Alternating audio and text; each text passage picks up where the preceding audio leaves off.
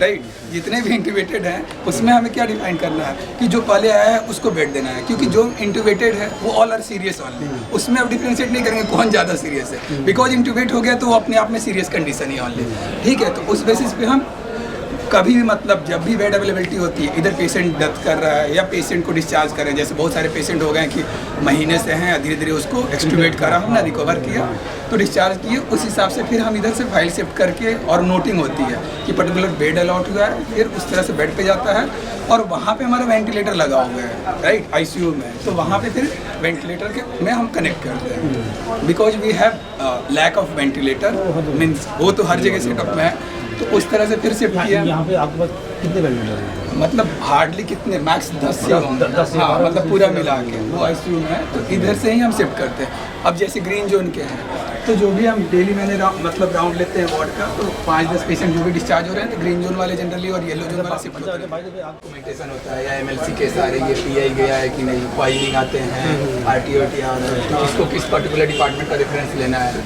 Suppose that stroke आया, जैसे कल मैंने डिस्कस करा था, तो स्ट्रोक आ रहा है या सपोज दैट मतलब एमआई आया है, तो उसको तो पीसीआई की नीड है या स्टेंट की, तो इमीडिएट हमारी कार्डियक टीम ऐसे है कि वो इमीडिएट पेशेंट को सब काउंसिल करते हैं, जैसे ट्रॉपाई हमने कराया और हमारा बहुत बड़ा हुआ है तो उनको काउंसिल करते हैं कि इमीडिएट कैथ लैब में ले जाना है, और बहुत सारे ऐसे पेशेंट होते भी हैं कि विलिंगली हैं, वो लेके गए और इमीडिएट उनको कैथ लैब में जो भी इम्प्लांट या जो भी हम कर देते हैं। फिर न्यूरो में भी ऐसे ही है कि जैसे किसी को हेमेटोमा है, जैसे कल मैं डिस्कस कर रहा था एक्स्ट्राड्यूरल हेमेटोमा आ रही है, तो उसमें बरहोल करके इमीडिएट डेकरा करना होता है, तो अगर पेशेंट के साथ वाले बिलिंग है तो इमीडिएट ले जाकर वहाँ पे प्रोसीजर होता है। फिर सीकेडी के पेशेंट जनरली हमारे पास सीकेडी सीएलडी भर के आते हैं, यहाँ पे भरे हुए हैं, और इवन सीकेडी सीएलडी वाले को भी इंक्यूबेटर जैसे होता है ना यूरेमिक इनका पहले आते हैं हेपेटाइटिस, उस कंडीशन में पेशेंट इंक्यूबेट होता है, तो उसको क्या करना है कि हमें डायलिसिस हमने करा दिया, तो इवन हम डायलिसिस के लिए यहाँ से मतलब वेन सर्किट से ले जाके वहाँ पे भी वेंटिलेटर है, उससे कनेक्ट करके भी हम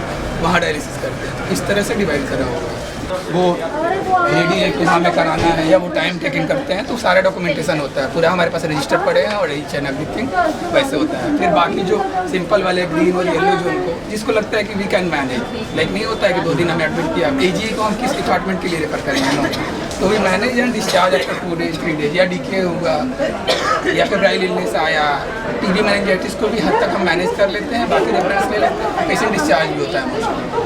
तो ये पूरा क्राइटेरिया है यहाँ का, वही आते हैं जाते हैं और फिर डिपार्टमेंट में शिफ्ट करने के पहले स्टेबलाइज कर देते हैं। हाँ बिल्कुल, वी आर इमरजेंसी टीम ना, तो we even other department want take patient, first you have to stabilize, then अगर इंट्यूबेटेड है पेशेंट तो न्यूरोकार्डियो क्या बोलेंगे, first you have to stabilize, extubate करो फिर हम लेंगे, क्योंकि इंट्यूबेटेड में किसी को कैथ लैब में नहीं कुछ कर सकते हैं ना, या न्यूरो कहीं कुछ कॉम्पोनेंट करना है तो हाउ कैन इंट्यूबेटेड पेशेंट में हम कुछ करेंगे, तो वो वेट करते हैं। ठीक है, तो ऐसा नहीं होता, हाँ वेट हो जाए। और अभी कभी जैसे है कि जैसे डेकरा करना है तो इंट्यूबेट में भी अगर हमें लग रहा है कि जीसीएस है, जीसीएस अगर इम्प्रूव नहीं जीसीएस जैसे इंट्यूबेटेड भी पेशेंट है, सपोज दैट उसका जीसीएस आ रहा है 8 से ऊपर, ठीक है, लेकिन स्टिल रेस्पिरेटरी कॉम्पोनेंट नहीं है, तो अगर हम ओटी में ले जा रहे हैं तो उसको चांसेस है ना खराब होने का, रेस्पिरेटरी ही तो मेन कॉम्पोनेंट होता है। अगर किसी भी ओटी प्रोसीजर के लिए क्या होना चाहिए, होता है ना कि हीमोडायनेमिक के लिए फिजिशियन फिटनेस क्या होता है, इवन सिंपल ओटी के लिए भी क्या लेते हैं फिजिशियन फिटनेस, और उसमें क्या बोलते हैं फिटनेस होगा तभी ओटी में ले जाएंगे, because that is also a big procedure. मैं नीचे से खोल रहा हूँ, ऊपर से पेशेंट ठीक ही नहीं है, तो चांसेज है ना मोर्टलिटी की, तो इसलिए we have to keep here patient, and वो लोग रेफरेंस करके जाते हैं एंड वो लिख के जाते हैं कि हाँ आप स्टेबल करो, फिर हम अपने पास लेते हैं। और ऐसा नहीं होता है, पेशेंट जाता है 2 दिन बाद कभी कोई पेशेंट एक्सट्यूबेट करते हैं, अगर जीसीएस इंप्रूव हुआ, रेस्पिरेटरी कंपोनेंट सही है, ले जाकर प्रोसीजर करते हैं। यहाँ पे भी एक्चुअली हमारे पास बेड था, ठीक है, तो थोड़ा सा इसको हमने बेड हटाया है कि यहाँ पे जैसे सपोर्ट दे 2 बेड थे तो 2 ही पेशेंट रहते थे, तो अब इसको हटाने से ये हमें फ़ायदा हुआ कि हम स्ट्रेचर यहाँ पे 3 लगा सकते हैं डेफिशिएंसी के व्यू से, तो जहाँ 2 होता था तो 3 अब आ जाएगा, क्योंकि हमारे पास है नहीं बेड और लोड ओवरलोड है। तो आप यहाँ पे देख सकते हैं कि ये सब येलो और ग्रीन जोन के ही पेशेंट ओवर आप देख सकते हो कि सब स्टेबल है, लाइक सीकेडी, सीएलडी, एजी, ये सारे जो लेटे हुए हैं वही देखिए उनको, वो मैं कल आपको डिस्कस कर रहा था वहाँ पे ना, दिस इज नेजल कैनुला, कि मतलब इतना पे इसके लिए पहले इनिशियल में इतना ही देना है, एकदम से डायरेक्ट वो नहीं लगाना है, एनआरबीएम और मास्क नहीं लगाना है। तो ऐसे ही सब पेशेंट यहाँ से मतलब हम ट्रीटमेंट करते रहते हैं, रेफरेंस भी होते रहता है और प्रोग्नोसिस एक्सप्लेन करते रहते हैं। ठीक है, तो ऐसे ही हमारे नेक्स्ट वार्ड में भी आ जाइए, ग्रीन और येलो वाले। ठीक है, फिर नेक्स्ट है ऐसे इधर आ जाइए। वार्ड जनरल जो वार्ड होते हैं 3 ही है, बी सी डी, ठीक है। तो ऐसे करके हमारे पास 20-25 बेड का बस वार्ड है, बाकी आईसीयू है और यहाँ पे पड़ा हुआ है ऐसे करके। स्ट्रोक वाले भी पड़े रहते हैं, हाँ बिल्कुल, स्ट्रोक इवन उस रूम में भी स्ट्रोक वाले हैं। तो जिसको इंटुबेशन की नीड है तो स्ट्रोक को हम यहाँ रख के नहीं होता है कि थोड़ा सा पावर है और ये सब है तो फिजियोथेरेपी हुआ ऐसे करके, या सीवियर एनीमिया वाले भी हैं, CKD का उधर सब पेशेंट लेटे हुए हैं, वो काफ़ी लंबा टाइम से आते रहता है, यहीं पर स्टाफ था, ठीक है। तो ऐसे मैक्सिमम डायलिसिस और CLD वाले इधर पड़े। नहीं, यहाँ से फिर अलग वो है, नेफ्रो डिपार्टमेंट अलग है। यहाँ से वो उनके रेसिडेंट आके देखते हैं, वो पूरा चेक करते हैं, हमने भेज दिया, फिर वो अपना पूरा हिस्ट्री लेते हैं या कुछ डेफिशिएंसी, जैसे मैंने कहा सर आप पूछ रहे थे CKD के लिए, तो सपोज दैट उनके नेफ्रो के SR आए तो उन्होंने क्राइटेरिया चेक करते हैं, जैसे फाइल में हमारे कि हमने बुला लिया तो CKD का क्राइटेरिया फुलफिल नहीं हो रहा है तो वो नहीं ले जाएंगे। वो बोलेंगे कि first you have to get USG done, then review with report, CBC आप कराओ। हाँ, अगर सपोज दैट उन्होंने आए और पेशेंट का यूरिन आउटपुट पूरा बैग भरा हुआ है तो वो बस लिख के चले जाएंगे कि no not concern, because CKD 3 month से यूरिन आउटपुट कम है, 3 मंथ से HB कम है, USG में रीनल इको टेक्सचर अगर ठीक है तो भी नहीं करेंगे। तो वो इस तरह सेग्रीगेट करके, अगर वो सबको उठा के ले जाए तो फिर कोई मतलब ही नहीं बनता ना, तो वो डिफ्रेंशिएट करके वो करते हैं कि no this is AKI don't send, और जिनको लगता है कि हाँ इन कैप में है तो उसको इमीडिएट थ्रू आउट 24 आवर होता है। भी तो उन्हीं को ट्रीट करना है। नहीं, AKI को तो मैंने, AKI is what, hypovolemic shock है, इन्फेक्शियस है, तो उसको क्यों वो नेफ्रो AKI को कंसर्न स्टेबलिश्ड हो गया, माने जी, क्रिएटिनिन बढ़ गया, बिल्कुल, आउटपुट कम हो गया, तो फिर तो उन्हीं का काम। लेकिन कम हो तो ना, मेरा कहने का कंसर्न क्या होता है, देखिए AKI में सर मैंने आपको क्लास में भी उस दिन बताया था कि प्री रीनल रीनल वो कंपोनेंट को हम मैनेज कर देते, जैसे हाइपोवॉलेमिक शॉक में सपोज दैट अगर मैंने हाइपोवॉलेमिया ठीक कर दिया और उस पेशेंट का स्टिल USG कराया, ठीक है, तो वो क्यों उधर ले जाएगा, क्योंकि उनके पास ऑलरेडी लोड है, तो उसको अगर हम मैनेज कर रहे हैं तो वो सही है ना। तो सर आपके पास है या OPD में, बिल्कुल बिल्कुल भाई, तो वो सेग्रीगेट करके ऐसे लेके जाते हैं। यही हो जा रहा है। और मेजर इधर हमारे पास वही CKD या CLD वाले आते हैं, फिर वो डेली मतलब किसी का 5 डायलिसिस हुआ, 6 हुआ, 15-20 क्रिएटिनिन लेके आ रहे हैं, यूरिया यूरिन आउटपुट में कब से चेंज किया गया? जी सर, पहले CRF बोलते थे, अब CKD मैंने, हाँ ये कब से चेंज किया गया? ये जापान वाला नहीं, ये हैरिसन में actually acute renal failure, chronic renal failure is different था, किडनी फेलियर हो गया, रीनल को किडनी कर दिया। ये हमको लगता है कि 2 थाट हैं किडनी के। हाँ, यूरोपियन का अमेरिकन का अलग अलग है, यूरोपियन अमेरिकन सेम है, जापान का अलग। बिल्कुल, तो उस तरह से जापान वाले बट मतलब स्टैंडर्ड टेक्स्ट बुक आप देखो तो हैरिसन का है कि AKI को उसका थोड़ा सा मतलब उतना वो डिफ्रेंशिएट नहीं करे, लेकिन CKD पे ज़्यादा फोकस है क्योंकि वही पेशेंट ज़्यादा क्रोनिकली इल होते हैं और डैमेज होते हैं। AKI तो वैसे पेरिफेरी पे मैनेज हो जाता है, ठीक है। तो ये हमारा पूरा वार्ड हो गया। बाकी सिस्टम अगर सही काम नहीं कर रहा, फिर इधर से भी अब जैसे किसी पेशेंट को लेके जाना है हमारा यूनिवर्सिटी के लिए, तो हम इस वे से मेन सर्किट को मतलब स्ट्रेचर पे लेके गए और नॉर्मल OPD चल जाएगा, इधर वाला और सारा पोर्शन आ जाएगा। और नहीं अभी इमरजेंसी ICU ठीक है, फिर एक इधर भी हैप्पी एनिवर्सरी जाएंगे। अच्छा, आप जाएंगे? हम जाएंगे, हम कहीं नहीं। तो सर ओवरऑल तो आपने देख ही लिया हमारा पूरा, अलग टीम का ये नहीं है, तो यहाँ तक कोई एनी डाउट किसी को, क्योंकि यही हमारा पूरा डिपार्टमेंट सर मतलब वहाँ से एक नंबर में है, आपने पढ़ाई हमको दिखाया, तो सर देखिए सर, काम तो हम लोगों को वही करना है सर, जो हम कैजुअल की बात कर रहे हैं सर, काम तो वही करना है, हम करते हुए आ रहे हैं, है ना, सुविधा इतनी हमारे पास। पहली बात तो ये और सर दूसरी बात ये, अब हमको उसको तरीके से सीखना है जी, तो भी प्रैक्टिकली हमको यहाँ पे प्रेजेंट होना पड़ेगा। बिल्कुल बिल्कुल, मैं एग्री है ना, तो उसके लिए व्यवस्था हमको कुछ ऐसा कोर्स 1 वीक का, 15 डेज का, 1 मंथ का, वो ऐसा इस तरह का जैसे अभी आप लोग की ये क्लासेस लग रही थी, इसको कौन देता है एडमिनिस्ट्रेटिव, तो यही पूरा हमारे एमरजेंसी के ऊपर हुआ है, ठीक है। यहाँ पे नर्सिंग सेक्शन है, हर जगह बीच में रखा हुआ है कि इस मतलब फाइल सारा, और ये कभी अभी तो थोड़ा सा क्राउड आपको कम लग रहा है, कभी इतने क्राउड हो जाते हैं, इधर भी स्टेशन लगा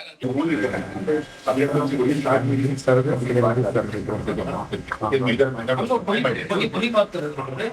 जैसे वहाँ पे सारी कॉमन इमरजेंसी है, ऑर्थो भी जा रहे हैं, कार्डियक भी जा रहे हैं, एनएल भी जा रहे हैं, जैसे आपके यहाँ पे नहीं इमरजेंसी की कॉन्सेप्ट होती है, एक मेडिसिन की सर्जरी, दूसरा ऑर्थोपेडिक्स। पूरा कॉम्प्लेक्स हम लोग ने सेपरेट कर दिया। मेडिसिन का एक तरफ हो गया, सर्जरी का सामने वाला हो गया, ये ऑर्थोपेडिक्स हो गया। तो सबसे बड़ी चारों को चलती रहती है, फिक्स नहीं होता। लेकिन आपके साथ यही आता है सीधे यहाँ हमारे यहाँ PRO बैठता है, पब्लिक रिलेशन ऑफिसर, जो सबको गाइड करता है कि आपका क्या केस है, आपको उधर जाना है, आपको इधर आना है, सब कुछ बड़ी तो कोई दिक्कत नहीं होती। सबसे पहले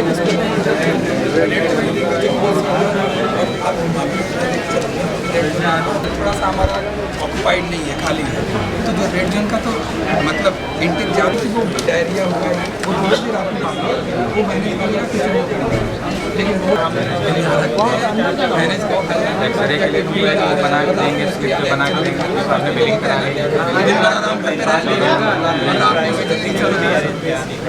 बेसिक ट्रीटमेंट हमें घर वार्ड में और ऐसे तो ये होगा कि आप ग्रीन जोन में देखिए, वैसे भी आप आगे देखिए कि कितना क्लियर आपको दिख रहा है कि उतने सीवियरली इल नहीं है। आप उधर से भी देखो, फिर यहाँ पे आ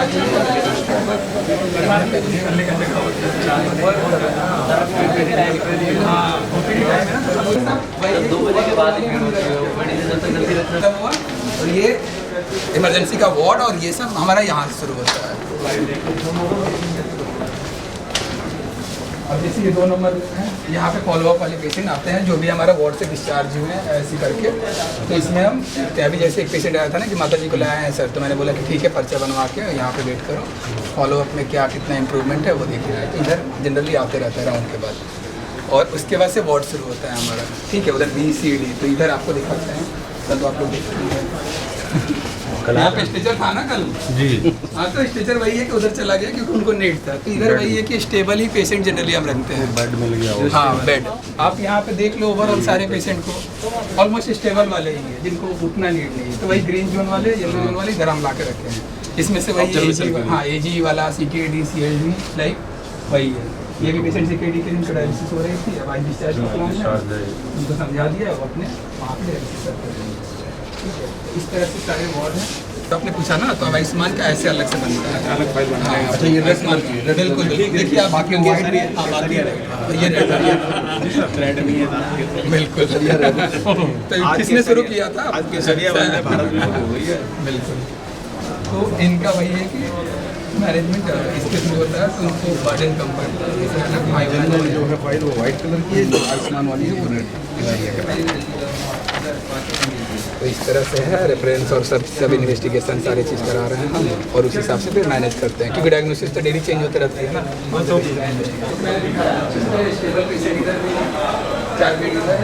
तो सब में 4-4-6 बेड। हाँ फिर ये वार्ड हो गया आपका B वार्ड, इधर भी सब वही वाले स्टेबल ही पेशेंट है, आप देख लीजिए ओवरऑल सारे वो पेशेंट है। कोई सीवियर एनीमिया वाला है, ये सब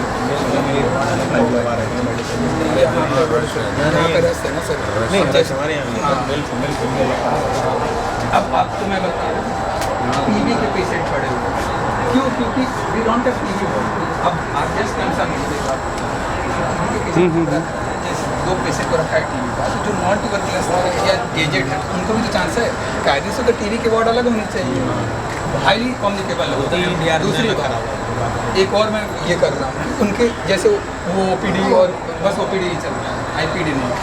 तो ऐसे ऐसे पेशेंट भी हम रखे हुए हैं जिनको हम मतलब उनके लिए HIV के पेशेंट अभी है 2 क्लिनिक, ठीक है। तो वो भी तो हाईली सबके लिए डेंजर है। HIV का एक अलग वार्ड होना चाहिए ना कि वहाँ पे जाके देख रहे हैं। तो वो सब चीज़ अभी थोड़ी डिफरेंसी है जो हम मैनेज करें, तो इसमें रखते हैं और दिखवा दे रहे हैं। ये मेन हमारा स्टेशन हो गया ये सारा है कि यहाँ से डिस्चार्ज बढ़ना या फाइल की सारे जैसे उधर से एडमिट का बेड अलॉट ना, ये सारा जानना चाहिए या कोई DC हुआ तो अच्छी बात नहीं है। हाँ पूरा मेन नर्सिंग स्टेशन सर इन लोग को टीम बाय टीम में दिखा। हाँ नहीं नहीं बढ़िया नहीं झाग लीजिए ग्राउंड में चाहिए यही है प्रॉपर आईसीयू प्लेस चेंज करके जाना लोगों को बाहर से बचा है तो एक बार दिखा दीजिएगा कि दुबलिन आईसीयू का हुआ जी देख लो ना तो बुला आगे नहीं हम नहीं आप लोगों का कर रहा हूँ हमारे काम होता है आपकी क्यों हो रही है कैसे डाइट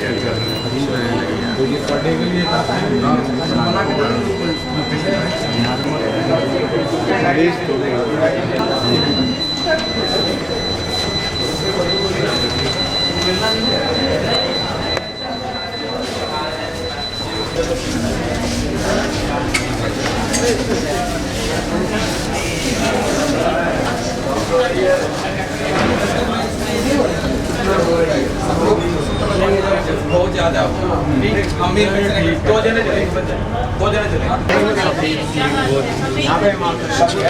चले भाई इधर से ही निकल के आगे जितनी ओपीडीज है मेडिसिन सर्जरी एंड और मॉर्निंग से होता है डायरेक्ट उधर फिर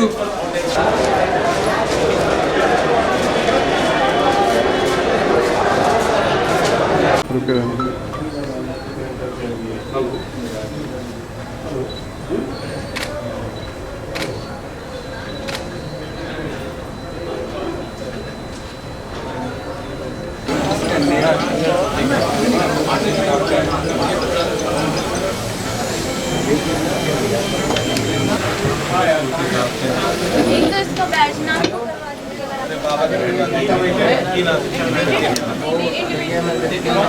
थोड़ी सी भीड़ तो होनी चाहिए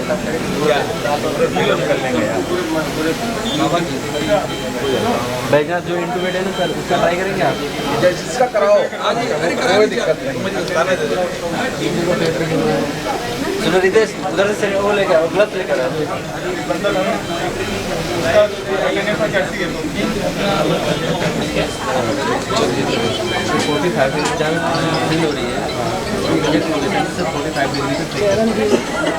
लेकिन ये तो आर्टीरियल ब्लड आर्टेरियल ब्लड ही लेना आर्टीरियल ब्लड जैसे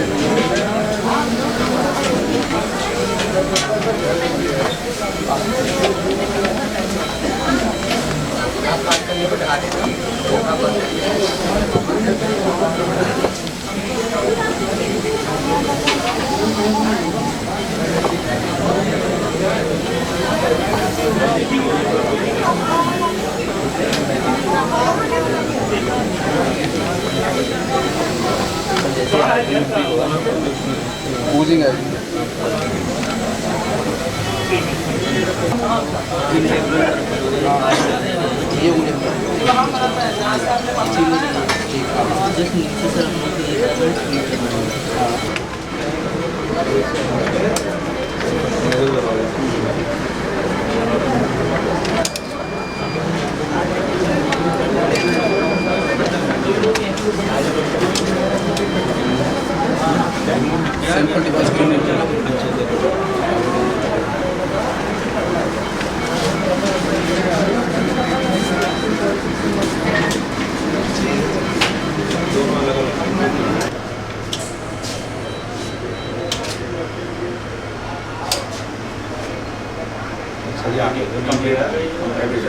थोड़ा खट्टा होता है वो प्रिंट आ जाएगा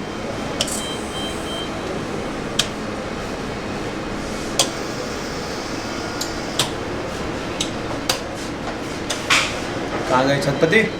सर क्या नाम है अगर ये बंद हो जाएगी तो ये फिर सर लगभग कैलिब्रेशन पे जाएगी अपने आप ऑटोमेटिकली अपने आप कैलिब्रेशन पे फिर रेडी हो जाएगी मतलब 24 आवर चलती रहती है। ये हाँ जो बंद अगर लाइट भी जाती है तो उससे नाम वगैरह भरना हो तो वो कैसे भरते हैं? सर वो भी ऑप्शन ये हम लोग सर पेन से लिख के अच्छा, पेन से। या तो सर बिल आता है या पेपर आता है तो उसमें पे स्टेपलर करते हैं तो ये निकल ये सर जिसका भी है ये उसका हाँ, जिसका पर्चा रहता है सर वार्ड से आता है तो ऐसा बिल आता है तो उसी पे स्टेपलर ठीक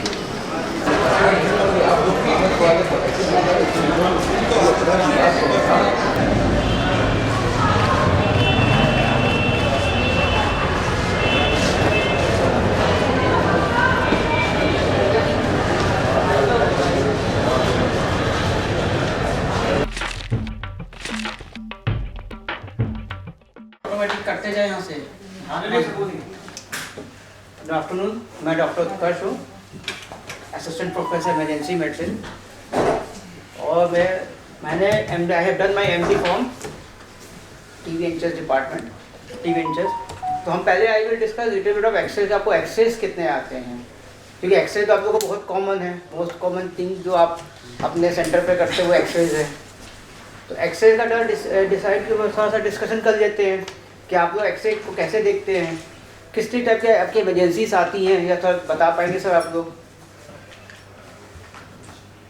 मेनली इमरजेंसी सर एक्सरेज से संबंधित बता रहे हैं। सीओपीडी की ज़्यादातर आती है, सीओपीडी आता है सर, एस्मा आता होगा, निमोथोरेक्स बहुत कॉमन होगा आपके यहाँ। निमोथोरेक्स बहुत कम आता है। अच्छा सर,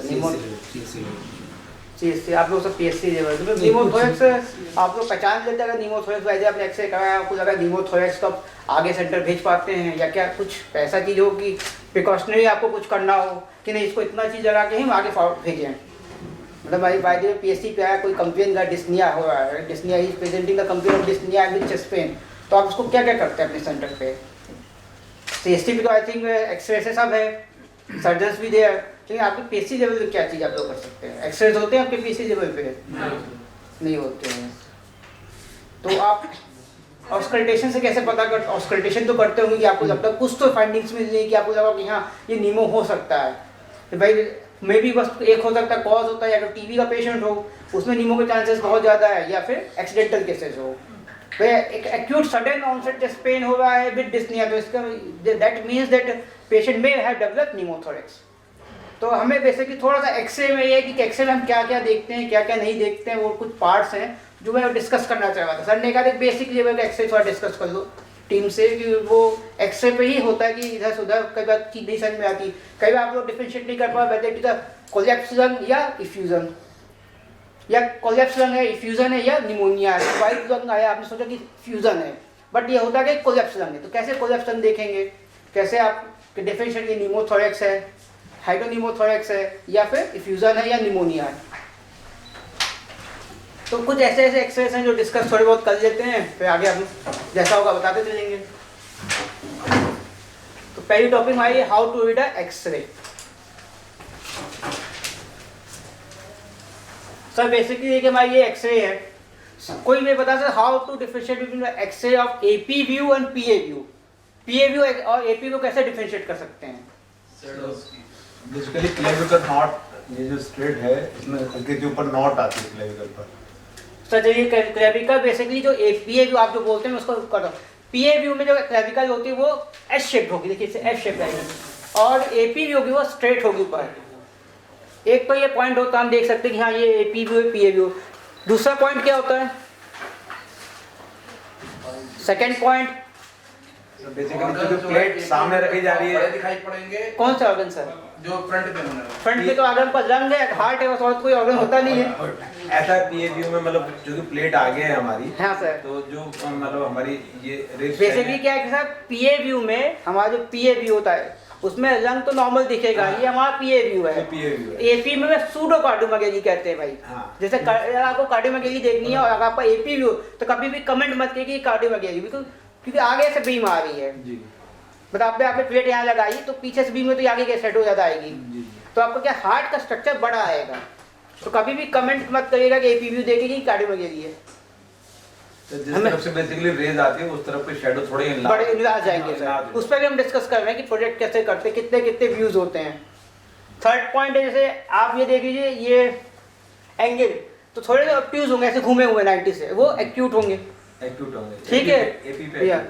फर्स्ट ऑफ इंपॉर्टेंट चीज़ ये कि स्केपुला देख लीजिए, हमारी जो AP व्यू में स्केपुला होगी वो लंग फीट के अंदर होगी। हम यूँ खड़ा करें तो ऐसे तो खड़ा होता नहीं है, तो स्केपुला जो होगी वो आपको अंदर दिखेगी, लंग्स के अंदर दिख। इसमें कहाँ स्केपुला दिख रही है? देखिए आउटसाइड दी लंग फीट दिख रही है। सर ये छोटे वाले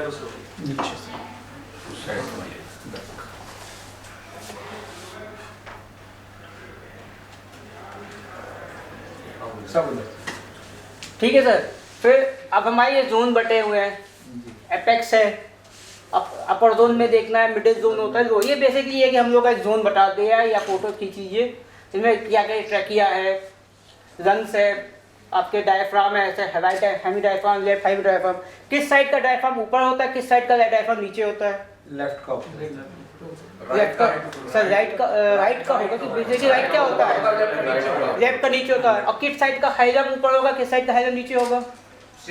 अपोजिट मानिए, जिससे आपका राइट मानिए राइट डायफ्राम ऊपर है तो हाइलम हमेशा लेफ्ट का ऊपर होगा। तो ये फोटो आप चाहे तो खींच सकते हैं, पीपीटी में दे दूंगा क्या क्या जोन होते हैं हमारे, विप्स होती है। आगे हर चीज़ है कि काउंट्स विप कैसे काउंटिंग की जाती है हमारी, शेडोज कैसे हम देखते हैं, एरोटिक नकल्स हो गया हमारा ये, ठीक है सर, ठीक है। पेटेकस स्ट्रिप्स हो गई हैं, एपेक्स। तो अब हमारे पास कितने कितने व्यूज़ होते हैं आप लोग कराते हैं अपने यहाँ। हमने 2 व्यू तो डिस्कस कर लिए, एपी और पीए व्यू। और कौन कौन से व्यूज़ होते हैं? लेटरल व्यू हो गया और ऑब्लिक व्यू हो गया सर। ऑब्लिक व्यू क्या लेटरल व्यू कहते हैं सर। और कोई व्यू? और सर सेमी डिक्यूबिटस डेविकेटस व्यू हो गया, लेटरल डेविकेटस, मीडियल डेविकेटस व्यू। एक हमारा अपाइकल व्यू होता है, लॉर्डेटिक व्यू, जिससे ऊपर से जिसमें हमें एपेक्स देखना हो, क्योंकि हमारा एपेक्स एक हिडन एरिया होता है तो हमें एपेक्स दिखता नहीं है, क्योंकि एपेक्स का जो है लंग पीछे आता है, शेडो हमारे ऊपर आई, तो एपेक्स का जो पार्ट होता है वो हमारा कई बार मिस करे, तो ये एपेक्स होता है, एपेक्स व्यू कहते हैं इसे।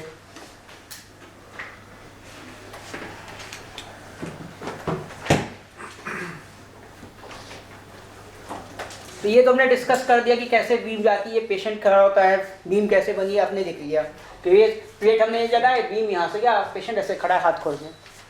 इसी का अपोजिट कर लें तो भाई जैसे बेड रिडन पेशेंट्स हैं, नहीं जा सकते, हमारे आईसीयू में आप गए होंगे आज, तो सब सारे बेड, तो किसी का भी हम एपी व्यू तो करा नहीं सकते, तो हम पीए व्यू तो करा नहीं सकते, तो वी डू एपी व्यू। जितने भी लेटे पेशेंट हैं, बैठे पेशेंट, सबका एपी व्यू हम कराते हैं। ये हमारा लेटर व्यू है, कैसे कराते हैं लेटर व्यू? इनमें शेडोज आपको कैसे दिखनी है, ये हमारा ये होता है बेसिकली लेटर व्यू कराने का, लेफ्ट लेटर व्यू कैसे कराना है, राइट लेटर व्यू कैसे कराना है, क्योंकि हमें ये जब सामने से पीए व्यू कराते हैं ये शेडोज हमारे पार्ट छुप जाते हैं। अब ये सबको कवर करने के हम लोगों ने क्या किया, सिटी कराना शुरू किया। सिटी क्या होता है? सिटी पैसे सक्सेशन करता है पैसे से, तो हर एक व्यू को पार्ट करते करते हुए हमें एक चीज़ दिखाई दे देता है कि इस रंग वो काटा, अयू ने प्लेट कर दी, जैसे हम यू खड़े, वो काटा, प्लेट ऐसे कर दी, प्लेट दिखती है हमारी वो ऐसे दिखती है, ना कि ऐसे कर। सेक्शन तो हमारे ऐसे होते हैं, बट वो काट काट के ऐसे प्लेट करता जाता है, तो उससे क्या होता है कि हमें एक एक पार्ट का व्यू पता चल जाए कि कहाँ पे जो हमें मिस कर जाते हैं। एक्सरे कैसे बेसिकली कि हम 60 एपी व्यू और पीए व्यू में 40 to 60% हम रंग को देख पाते हैं, बाकी रंग हमारा हिडन रह जाता है, जो आगे हम बात करेंगे। ये डिविकेटर कभी कभार क्या होता है कि मिनिमल फ्लूइड फ्यूजन होता है जो हमें नहीं पता चलता है, तो वो देखने भी हम ये व्यू करवाते हैं। उसमें क्या कि पानी आपको ऐसे तैरता हुआ दिखेगा, कई बार ऐसा मिस कर जाते हैं कि फ्यूजन है कि नहीं है, तो ये व्यू हम करवाते हैं। इस पर मैंने डिस्कस कर ही दिया था। अच्छा, अब ओरिएंटेशन कितने है कि किधर रोटेशन है, कई बार हम रोटेशन नहीं देखते हैं कि राइट की तरफ रोटेट किया है कि भाई मरीज तो सीधा खड़ा होता नहीं, कभी ऐसे खड़ा है कभी ऐसे खड़ा है, तो रोटेशन देखना बहुत जरूरी होता है हमारे लिए। रोटेशन से बहुत चीज़ फर्क पड़ेगी। ट्रैकिया किधर, कई बार ट्रैकिया हमारी रोटेट हुई, इधर घूमगा, आप सोचिए इधर का कोलैप्स पड़ा है, लेकिन पता चला कि पेशेंट ही रोटेट क्यों पड़ा है। अच्छा, रोटेशन कैसे देखते हैं? ये स्पाइनस प्रोसेस, इसका डिस्टेंस देखते हैं, इक्वल डिस्टेंस होना चाहिए दोनों का। अगर ये डिस्टेंस हमारा एक साइड का भी कम है, यानी पेशेंट अगर इसे ऐसे जाएगा तो ये अंदर घुस जाएगा, जैसे इसमें दिखाया है। ये क्या कि पेशेंट लेफ्ट की, ये क्लाविकल क्या अंदर चली जाएगा, ऐसे गया ये घुस के, इसका डिस्टेंस दूर होगा, इसका डिस्टेंस पास होगा। अब ये दो व्यू देखिए कौन कौन से होता है, ये साफ साफ दिख रहा होगा कि ये लेफ्ट साइड को गया, ये राइट साइड को, तो क्लियर ब्यूटीफुल। तो आपको हमेशा ये जरूर देखना कि रोटेशन कैसा है। रोटेशन में बहुत फर्क पड़ता है। ट्रैकिया आपकी इधर उधर भी जा सकती है। नॉर्मल ट्रैकिया किधर होती है? नॉर्मल ट्रैकिया थोड़ा सा आप देखिए जरा तो राइट साइड को हल्की सी होगी, सेंट्रल कभी नहीं होती है, राइट साइड को होती है हल्की सी। पेनिट्रेशन बहुत इंपॉर्टेंट चीज है। पेनिट्रेशन हम मिस कर रखा, कई बार कहते हैं सीओपीडी का पेशेंट हाइपर इन्फ्लेमेशन का ऐसा मिलेगा, बट पेनिट्रेशन आपने ज़्यादा कर दी, तो कैसे पता रहे कि पेनिट्रेशन कितनी होनी चाहिए, कहाँ तक की रिब्स आपको दिखनी, ये वर्टिब्रा दिखनी चाहिए नॉर्मल, कोई बता पाएगा?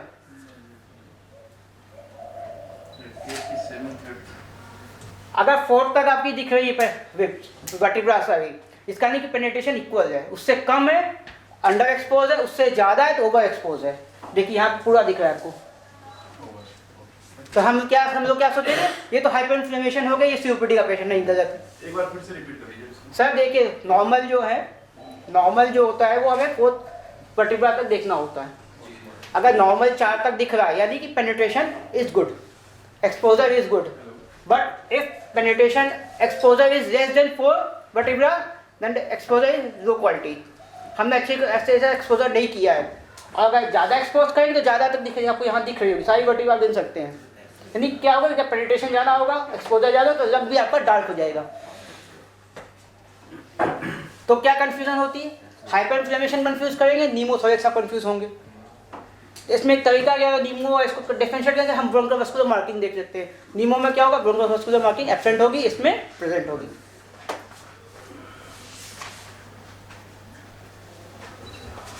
अब सर ये तो आप लोग देख ही रहे होंगे। अब एक होता है सर एक्सपेक्टरी फिल्म, इंस्पेक्टरी फिल्म। जब हम कहेंगे ये इंस्पेक्टरी फिल्म में, कब एक्सपेक्टरी फिल्म, ये देखिए सर 6 वर्टिब्रा आप काउंट कर सकते हैं, दिस इज अ इंस्पेक्टरी फिल्म। यहाँ हमेशा कि आप सांस खेलेंगे, डायफ्राम नीचे जाएगा, आपका पूरा एक्सपेक्टरी फिल्म दिखेगा, 1 2 3 4 5 6 अब इंस्पेक्टरी फिल्म में क्या होगा, देखिए यहाँ पे आपको क्या होगा, जैसे आपने छोड़ दिया तो यहाँ वाइटनेस दिखेगी, तो आपको लगेगा ये कंसल्टेशन है, बट ये कंसल्टेशन नहीं है, ये एक्सपेक्टरी फिल्म है, क्योंकि इसमें भी कितनी काउंट कर पाए, 1 2 3। तो कभी भी आप जैसे एक्सपेक्टरी फिल्म में कमेंट मत करिएगा, क्योंकि आपका कंसल्टेशन की यहाँ पे क्वेरीज आ नहीं लगेंगी, क्योंकि वो एक्सपोजर नहीं हुआ, छोटा हो गया जान, तो वहाँ पे क्या आपको वाइट दिखेगा, आप सोचेंगे फ्यूजन है कुछ है कि नहीं, आपको रिपीट करके एक्सपेक्टरी फिल्म देखनी पड़ेगी। हम लोग क्या है कि भाई APView है, हम तो अल्ट्रासाउंड करके देख लेते हैं कि भाई है कि नहीं है, अल्ट्रासाउंड हमें दिया हो जाता है कि नहीं फ्यूजन नहीं है, नीमो नहीं है, कुछ नहीं, हम तो देख लेते हैं, या निमोनिया नहीं, क्योंकि A B लाइन हम लोग को सब दिख जाती है।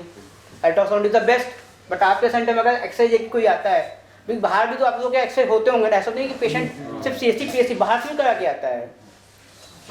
तो ये आपको ये देखना होगा कि कैसे आपको ये इंस्पेक्टरी एक्सपेक्टरी फिल्म भी डिफरेंशिएट करना आना चाहिए। कोई बता पाएगा ये क्या है? एक टिकी क्वेश्चन से बताइए, ऊपर आंसर लिखा है, सुन लीजिए, देखिए लेकिन ढूंढ लीजिए बुल्ला कहाँ है, ये लिखा हुआ है सूडोनीमोथोरेक्स बुल्ला है, कहाँ है बुल्ला ये बता दीजिए। बीच में सर, कहाँ पे सर? ये लेफ्ट साइड में ये बुल्ला आपका है, बट ये बुल्ला ये आप कहेंगे नीमो है, मैं कह रहा हूँ बुल्ला, क्यों? क्योंकि इसमें वेस्कुलर मार्किंग आपको दिख रही है, दिखेगी, ये देखिए आप वेस्कुलर मार्किंग दिख रही है। बुल्ला क्या होता है? गुब्बारा होता है, रप्चर नहीं करता था बुल्ला, एयर टैपिंग होने से गुब्बारा बन जाते हैं, जो फटेगा तो नीमोथोरेक्स होगा, जैसे स्मोकर्स जैसे बुल्ला करते हैं। ये राज बुल्ला, इसमें आपको एयर वेस्कुलर मार्किंग दिखेगी। लोग सोचते हैं बुल्ला कोई सोचते हैं नीमो है, नीमो को जाके ट्यूब शेड करके ट्यूब डाल देते हैं ना, गलत ही है। तो बुल्ले में आपको ये है कि नीमो में कोई वेस्कुलर मार्किंग नहीं मिलेगी, कोई एयर एंट्री नहीं मिलेगी, कैसी मिलेगी, जैसे टिम्पैनिक ट्यूबुलर साउंड मिलेगा उसमें आपको, इसमें क्या मिलेगा, नॉर्मल साउंड मिलेगा, या डिक्रीज एयर एंट्री मिलेगी। जैसे गैस आप सिलेंडर के अंदर कान लगाए सुने तो सुन सुन करके आवाज़ आती, वैसे ही आपको नीमो में आवाज़ सुनाई देगी। परकशन में हाइपर रेजोनेंट मिलेगा, यहाँ पे वो मिलेगा आपको, हाइपर रेजोनेंट इसमें मिल सकता है, बट इसमें थोड़ा डलनेस भी मिल सकती है, नॉर्मल भी हो सकता है, और डीमो आपको हाइपर रेजोनेंट रहेगा। बहुत चेक करना तो हल्की से पिन डाल के हल्की से नीडल देख लीजिए, एयर आए तो नीमो है, नहीं तो बुल्ला है, वैसे डालना नहीं चाहिए। इसमें ये है कि वेस्कुलर मार्किंग दिख रही हम डालते हैं। हमारे पास और भी तरीके हैं, हम कंफ्यूज होते हैं तो हम थोड़ा सिटी करा देते हैं, सिटी में हमें और क्लियर हो जाता है कि नीमो है, नीमो है कि बुल्ला है, सिटी में गोल सा दिख जाता है, मार्किंग दिख जाती है हम लोग को। अब देखिए सर, ये आपका क्या है, नीमोथोरेक्स है। यहाँ देखिए कोई भी वेस्कुलर, यहाँ पे आप देखिए वेस्कुलर मार्किंग हल्की दिखेगी, यहाँ एकदम आपको नहीं दिखेगी। अब सर ये जो 2 सेंटीमीटर दिया है ना, इसको मैं आपको नीमोथोरेक्स मांगूंगी, ये 2 सेंटीमीटर की वैल्यू क्या है, क्यों 2 सेंटीमीटर में लिखा कि मोर देन 2 सेंटीमीटर क्या करना है। लेस देन, अभी ये पूछेंगे ना क्वेश्चन कि अगर लेस देन 2 सेंटीमीटर तो क्या करना है, 1 से 2 सेंटीमीटर बीच में तो क्या करना है, 2 सेंटीमीटर ज़्यादा क्या है, तो मैं नीमोथोरेक्स में आपको पढ़ाऊंगा 2 सेंटीमीटर करना क्या होता है। नापते कैसे, ये आपको बता दिया कि ऐसे नापते हैं, हाई जंप से आपको जहाँ जितना बड़ा नीमो उसका साइज लेके नाप लिया जाता है। ये चेस्ट बॉल होगी, ये आपको लंग का मार्जिन दिखा, यहाँ से हम नाप लेंगे। अगर ये 2 सेंटीमीटर मोर देन 2 सेंटीमीटर तो क्या करना, मैं आपको नीमोथोरेक्स से पढ़ाऊंगा। ये क्या टेंशन, क्यों टेंशन नीमोथोरेक्स है बताइए, लिख दिया मैंने, डायग्नोसिस तो बनी है, टेंशन नीमोथोरेक्स, क्यों कह रहे हैं टेंशन नीमोथोरेक्स है। ट्रैकिया शिफ्ट हो गया, सही कह रहे हैं, पूरा ट्रैकिया शिफ्ट हो गया। जैसे ये साइड का पूरा निमोथोरेक्स है, ट्रैकिया आपका देखिए मिड एक्सटर्नल पूरा शिफ्ट हो रहा है, ट्रैकिया भी शिफ्ट है, मिड एक्सटर्नल स्ट्रक्चर। हार्ट आपका कहाँ जा रहा है? हार्ट किधर जा रहा है? राइट साइड हो रहा है, यानी कि मिड एक्सटर्नल ये टेंशन में होगी आपको, जब भी टेंशन निमोथोरेक्स होगा आपको शिफ्ट होना शुरू हो जाएगा, हार्ट की मिड एक्सटर्नल स्ट्रक्चर शिफ्ट हो जाएंगे। ऐसे आपका ये शिफ्ट होगा। अगर मिड स्ट्रक्चर शिफ्ट हो रहा है, पेशेंट डिस्निक होगा तो टेंशन निमोथोरेक्स है, तुरंत इसमें क्या करना है? आईसीडी करनी है। ये क्या, ये भी आपको पता चल गया, लिखा हुआ है कैसे मिलीमीटर दिखता है, मिनट जैसे डॉट डॉट डॉट डॉट दिख रहे होंगे आपको हर जगह। मोस्ट कॉमन है आपके अपने यहाँ मिलीमीटर ट्यूबरकुलोसिस।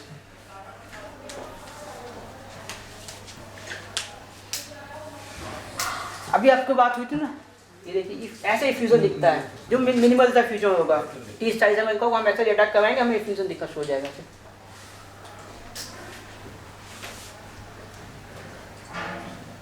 अब ये तो आपको पता ही चल गया है, यहाँ आंसर ये मेनिस्कस साइन है, इफ्यूजन, ये इफ्यूजन ऐसे करके दिख रहा है।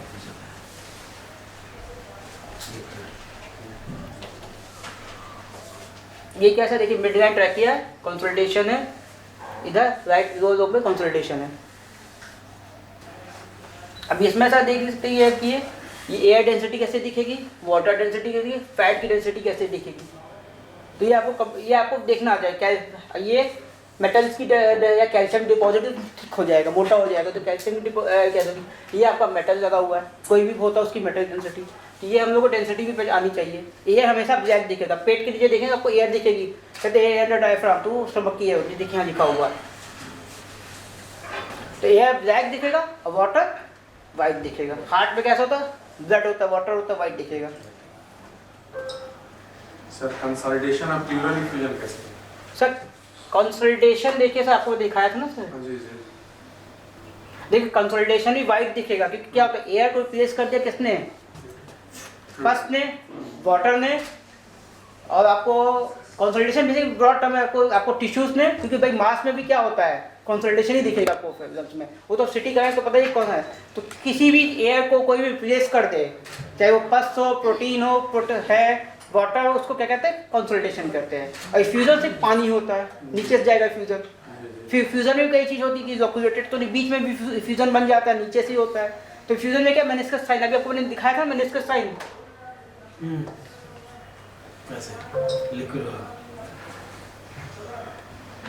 देखिए फिशर बना हुआ है, ऐसे कर रेडियोपिक शेडो भी देखिए आपको ऐसे ऐसे करके, बट फ्यूजन जो आपको दिखेगा उसमें मैंने ऐसे दिखेगा। वाटर लेवल दिखा दो सर, वो सर ऐसे दिखेगा, एक आपको ऐसे एरो दिखेगी, कंसल्टेशन आपको ऐसा ऐसे ऐसे दिखेगा कि इसमें क्या है, एक ऐसे दिखेगा आपको लगेगा फ्यूजन है। फिर दूसरी चीज़ फाइंडिंग है कि फ्यूजन में ट्रैकिया अभी तो मिनिमल फ्यूजन, ट्रैकिया की साइड आएगी, अपोजिट साइड जाएगी। फिर आप परकशन करेंगे, देखिए सर एक्सरे हर चीज़ नहीं, परकशन में क्या मिलेगा, परकस करते हैं तो एयर में तो आपको कंसल्टेशन में तो आपको एयर डेंसिटी आपको डल मिल सकती है, इसमें डल मिल जाएगा, उसमें आपको नॉर्मल मिल सकता है, उसमें डल मिल जाएगा आपको।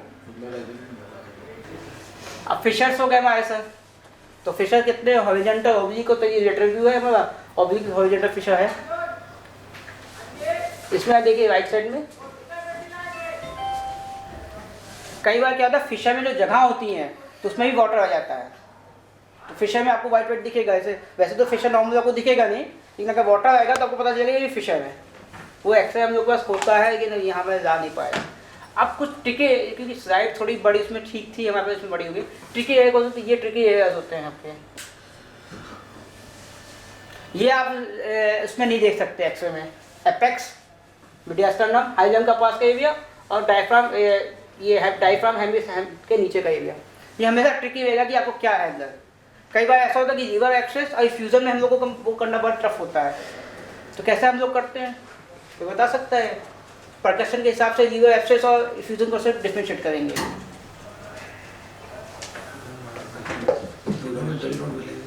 कैसे सर क्या करते हैं, पहले तो हम पैर परकस करते हैं, यहाँ आते हैं जहाँ में डलनेस मिली, हम यहाँ पे डलनेस में रुक जाते हैं, उसका हम कहते हैं पेशेंट से कहते हैं लंबी सांस लो।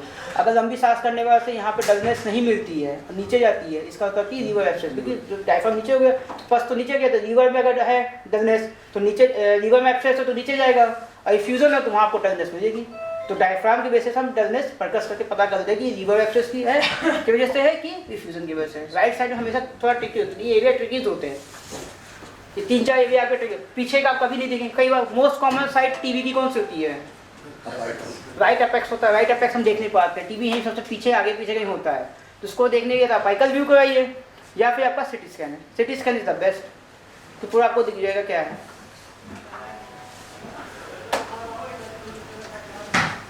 सर ये क्वेश्चन सब बताइए क्या है।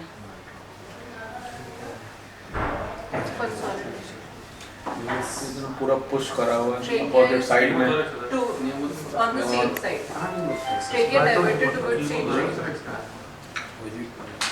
The same side. Same side में है, सर ट्रैकिया का अपोजिट साइड है ना, इफेक्टिव लंग तो ये है, तो अपोजिट साइड गया ना, तो अपोजिट टेंशन निमोथोरेक्स कैसे हो सकता है? निमोथोरेक्स तो आपका वाइट होगा, ब्लैक होगा ना। मैम ये जा रही है ना trachea, what is this? See opposite side में जा रहा है ना, ब्लैक कलर का ट्रैकिया। ये इफ्यूजन ट्रैकिया इज दिस ना मैम। So teardrops दिख रहे हाँ, ये हैं, मैम ऐसे दिख रहे हैं। मैम ये देखिए ना, So teardrops जो ब्लैक दिख रहे हैं, टीयर वो नहीं, वो तो आपका फ्लैग हो गई ना, वर्टिब्रा स्पाइन होगी ना मैम। ट्रैकिया तो आपकी ये ब्लैक हुई ना, ये ट्रैकिया क्या होता है? एयर। तो एयर कहाँ जा रही है आपकी? ब्लैक थोड़ी दिखी, एयर टी आपकी आई ना, प्रेस करिए तो ट्रैकिया किधर जा रही है? अपोजिट में जा रही है। आपको तो क्या हो सकता है? फाइब्रोसिस हो सकती है। सर फाइब्रोसिस कैसे होगी? फाइब्रोसिस क्यों होगी? अपोजिट साइड में, सेम साइड में खींचता। हाँ तो अपोजिट भी जा रहा है ना, तो क्या हो गया सर? मास में भी नहीं होगा सर। ठीक है सर, क्या आप लोग क्या है? कंसल्टेशन ठीक। नीमो हीमोथोरेक्स कैसे देखो सर? ये बताओ, जब तक डाल के सुई देखोगे ब्लड नहीं आए तभी तो हीमोथोरेक्स बोलोगे। वाइट होगा, इसमें बताओ बस क्या है हीमोथोरेक्स क्या है? सर ये वाइट हो रहा है तो पानी हो सकता है, ऐसे बता रहे हो तो प्लूरल चांस भी ले सकते हैं। हां ठीक, प्योर फ्यूजन हो गया, नीमोथोरेक्स हो गया और कंसल्टेशन हो गया। आगे आंसर बात करेंगे। अब बताइए सर इसमें क्या है? उसमें एयर है ही नहीं तो सर नीमोथोरेक्स तो लोगों ने अपने आंसर दिया ना, मैंने आंसर नहीं दिया अभी तो मैं आंसर आगे दूंगा। ये क्या सर बताइए? ये तो कोलैप्स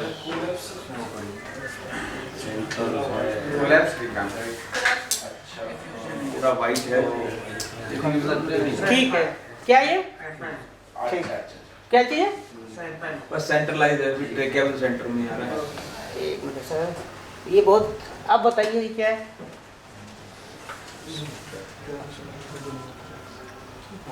तीन एक्स दिखाए मैंने आपको, तीनों अलग अलग टाइप के हैं। तो उसी साइड में, हाँ सेम साइड गया ना, तो अब क्या हो गया? फाइब्रोसिस हो सकता है। ठीक है सर, फाइब्रोसिस हो गया और कोलैप्स हो सकता है। अब इसका ये तो आप लोगों ने सही बताया है। अब दो एक्स जो आप लोगों ने गड़बड़ पहचानी, ये क्या है सही बता दीजिए। तो पूरा साइड में पुश हुआ जो है शिफ्ट हो रहा है, एक साइड में कंप्रेस हो रहा है। क्या है ये? इसमें डायग्नोसिस चाहिए सर? नहीं ट्रैकिया कहां से कंप्रेस ट्रैकिया किधर जाएगी सर? ट्रैकिया तो मिड लाइन है, राइट साइड जा, मिड लाइन राइट साइड है, अपोजिट राइट में आंसर हाइड्रोथोरेक्स। देवेन बताओ। कोलैप्स इफ्यूजन वैसा ऑपोजिट साइड जा रही तो मैम अभी आंसर नहीं, मैं आंसर तो बाद में बताऊंगा। आप लोग सोच लीजिए क्या क्या है। इफ्यूजन किसने बताया इसको बता दें, या तो सर एक कागज में आप लोग आंसर लिख के दे दीजिए तीनों का, तब आपको मैं डिस्कस कर दूंगा। ब्लैक हो जाएगा ना उसमें। सर इसका आंसर बताइए, तो आप लोग लिख के मुझे दे दीजिए, लिख के दे दीजिए, कोई बात नहीं, एक एक क्या लिख दीजिए। टाइम लगेगा सर, बता दीजिए। अच्छा वीडियो में देखना है डिस्प्ले इन अपोजिट साइड। जब भी आपकी ट्रैकिया अपोजिट साइड जा रही है तो आपका इफ्यूजन नोट अपोजिट साइड किस किस में जाती है? नीमोथोरेक्स, हाइड्रोनीमो, इफ्यूजन में। जब भी पानी भरेगा अपोजिट साइड खींचेगा वो ट्रैकिया को। एक चीज याद रखिए, तो हमारे किस किस में फिल्म में अपोजिट साइड था? वो आपका ये आपका क्या है? कोलैप्स लंग है, ये सेम साइड जा रहा है।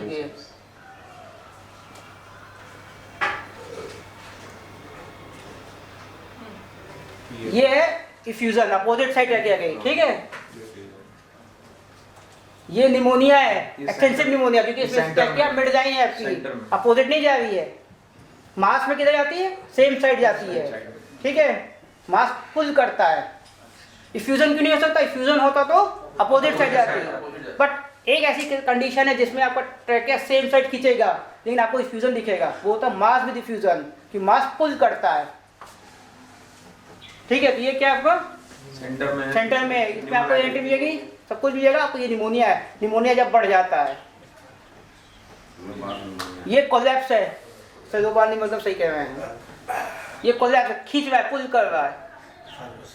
ठीक है, ऊपर पूरा एकदम कोलैप्स पर, देखिए एयर स्पेस आपकी इसको कंपनसेट किया। अभी तो आगे पढ़ाई नहीं की, देखिए यहाँ की वेब वाइड हो गई है, यहाँ की वेब नैरो हो गई है, तो एक साइड का एकदम कंपनसेट किया, अगले तरफ ने डायफ्राम फ्लैट हो गया है, वेब सबकी बड़ी होती गई है। स्पेस देखिए, ये स्पेस देखिए, इधर की स्पेस देखिए।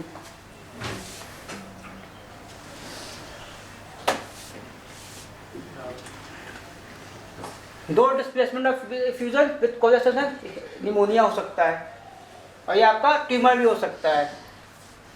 एक तरफ का पूरा लंग कोलैप्स तो क्या माने मैलिग्नेंसी वगैरह भी होता होगा? नहीं, टीबी हो सकती है, कोई भी ऊपर जाके हो सकता है। हाँ, पूरा लंग कोलैप्स हो सकता है, एक्सटेंसिव टीबी कोलैप्स हो गया, या कई बार ऐसा हो कि हम लोग ये सब लोग भाई आपने इंटूबेट किया, लंग ट्यूब जाके अंदर घुस गई, तो वो एक्टिव कोलैप्स हुआ, ये पैसिव कोलैप्स, देर से कोलैप्स हुआ, कोई भी प्लग आके फंस गया, मास में कोलैप्स हो सकता है कि मास कोई भी जाकर ऑब्स्ट्रक्ट किया, उसने वहाँ ब्रोंकस ब्लॉक की, अंदर लंग एयर गया, कोलैप्स हो गया।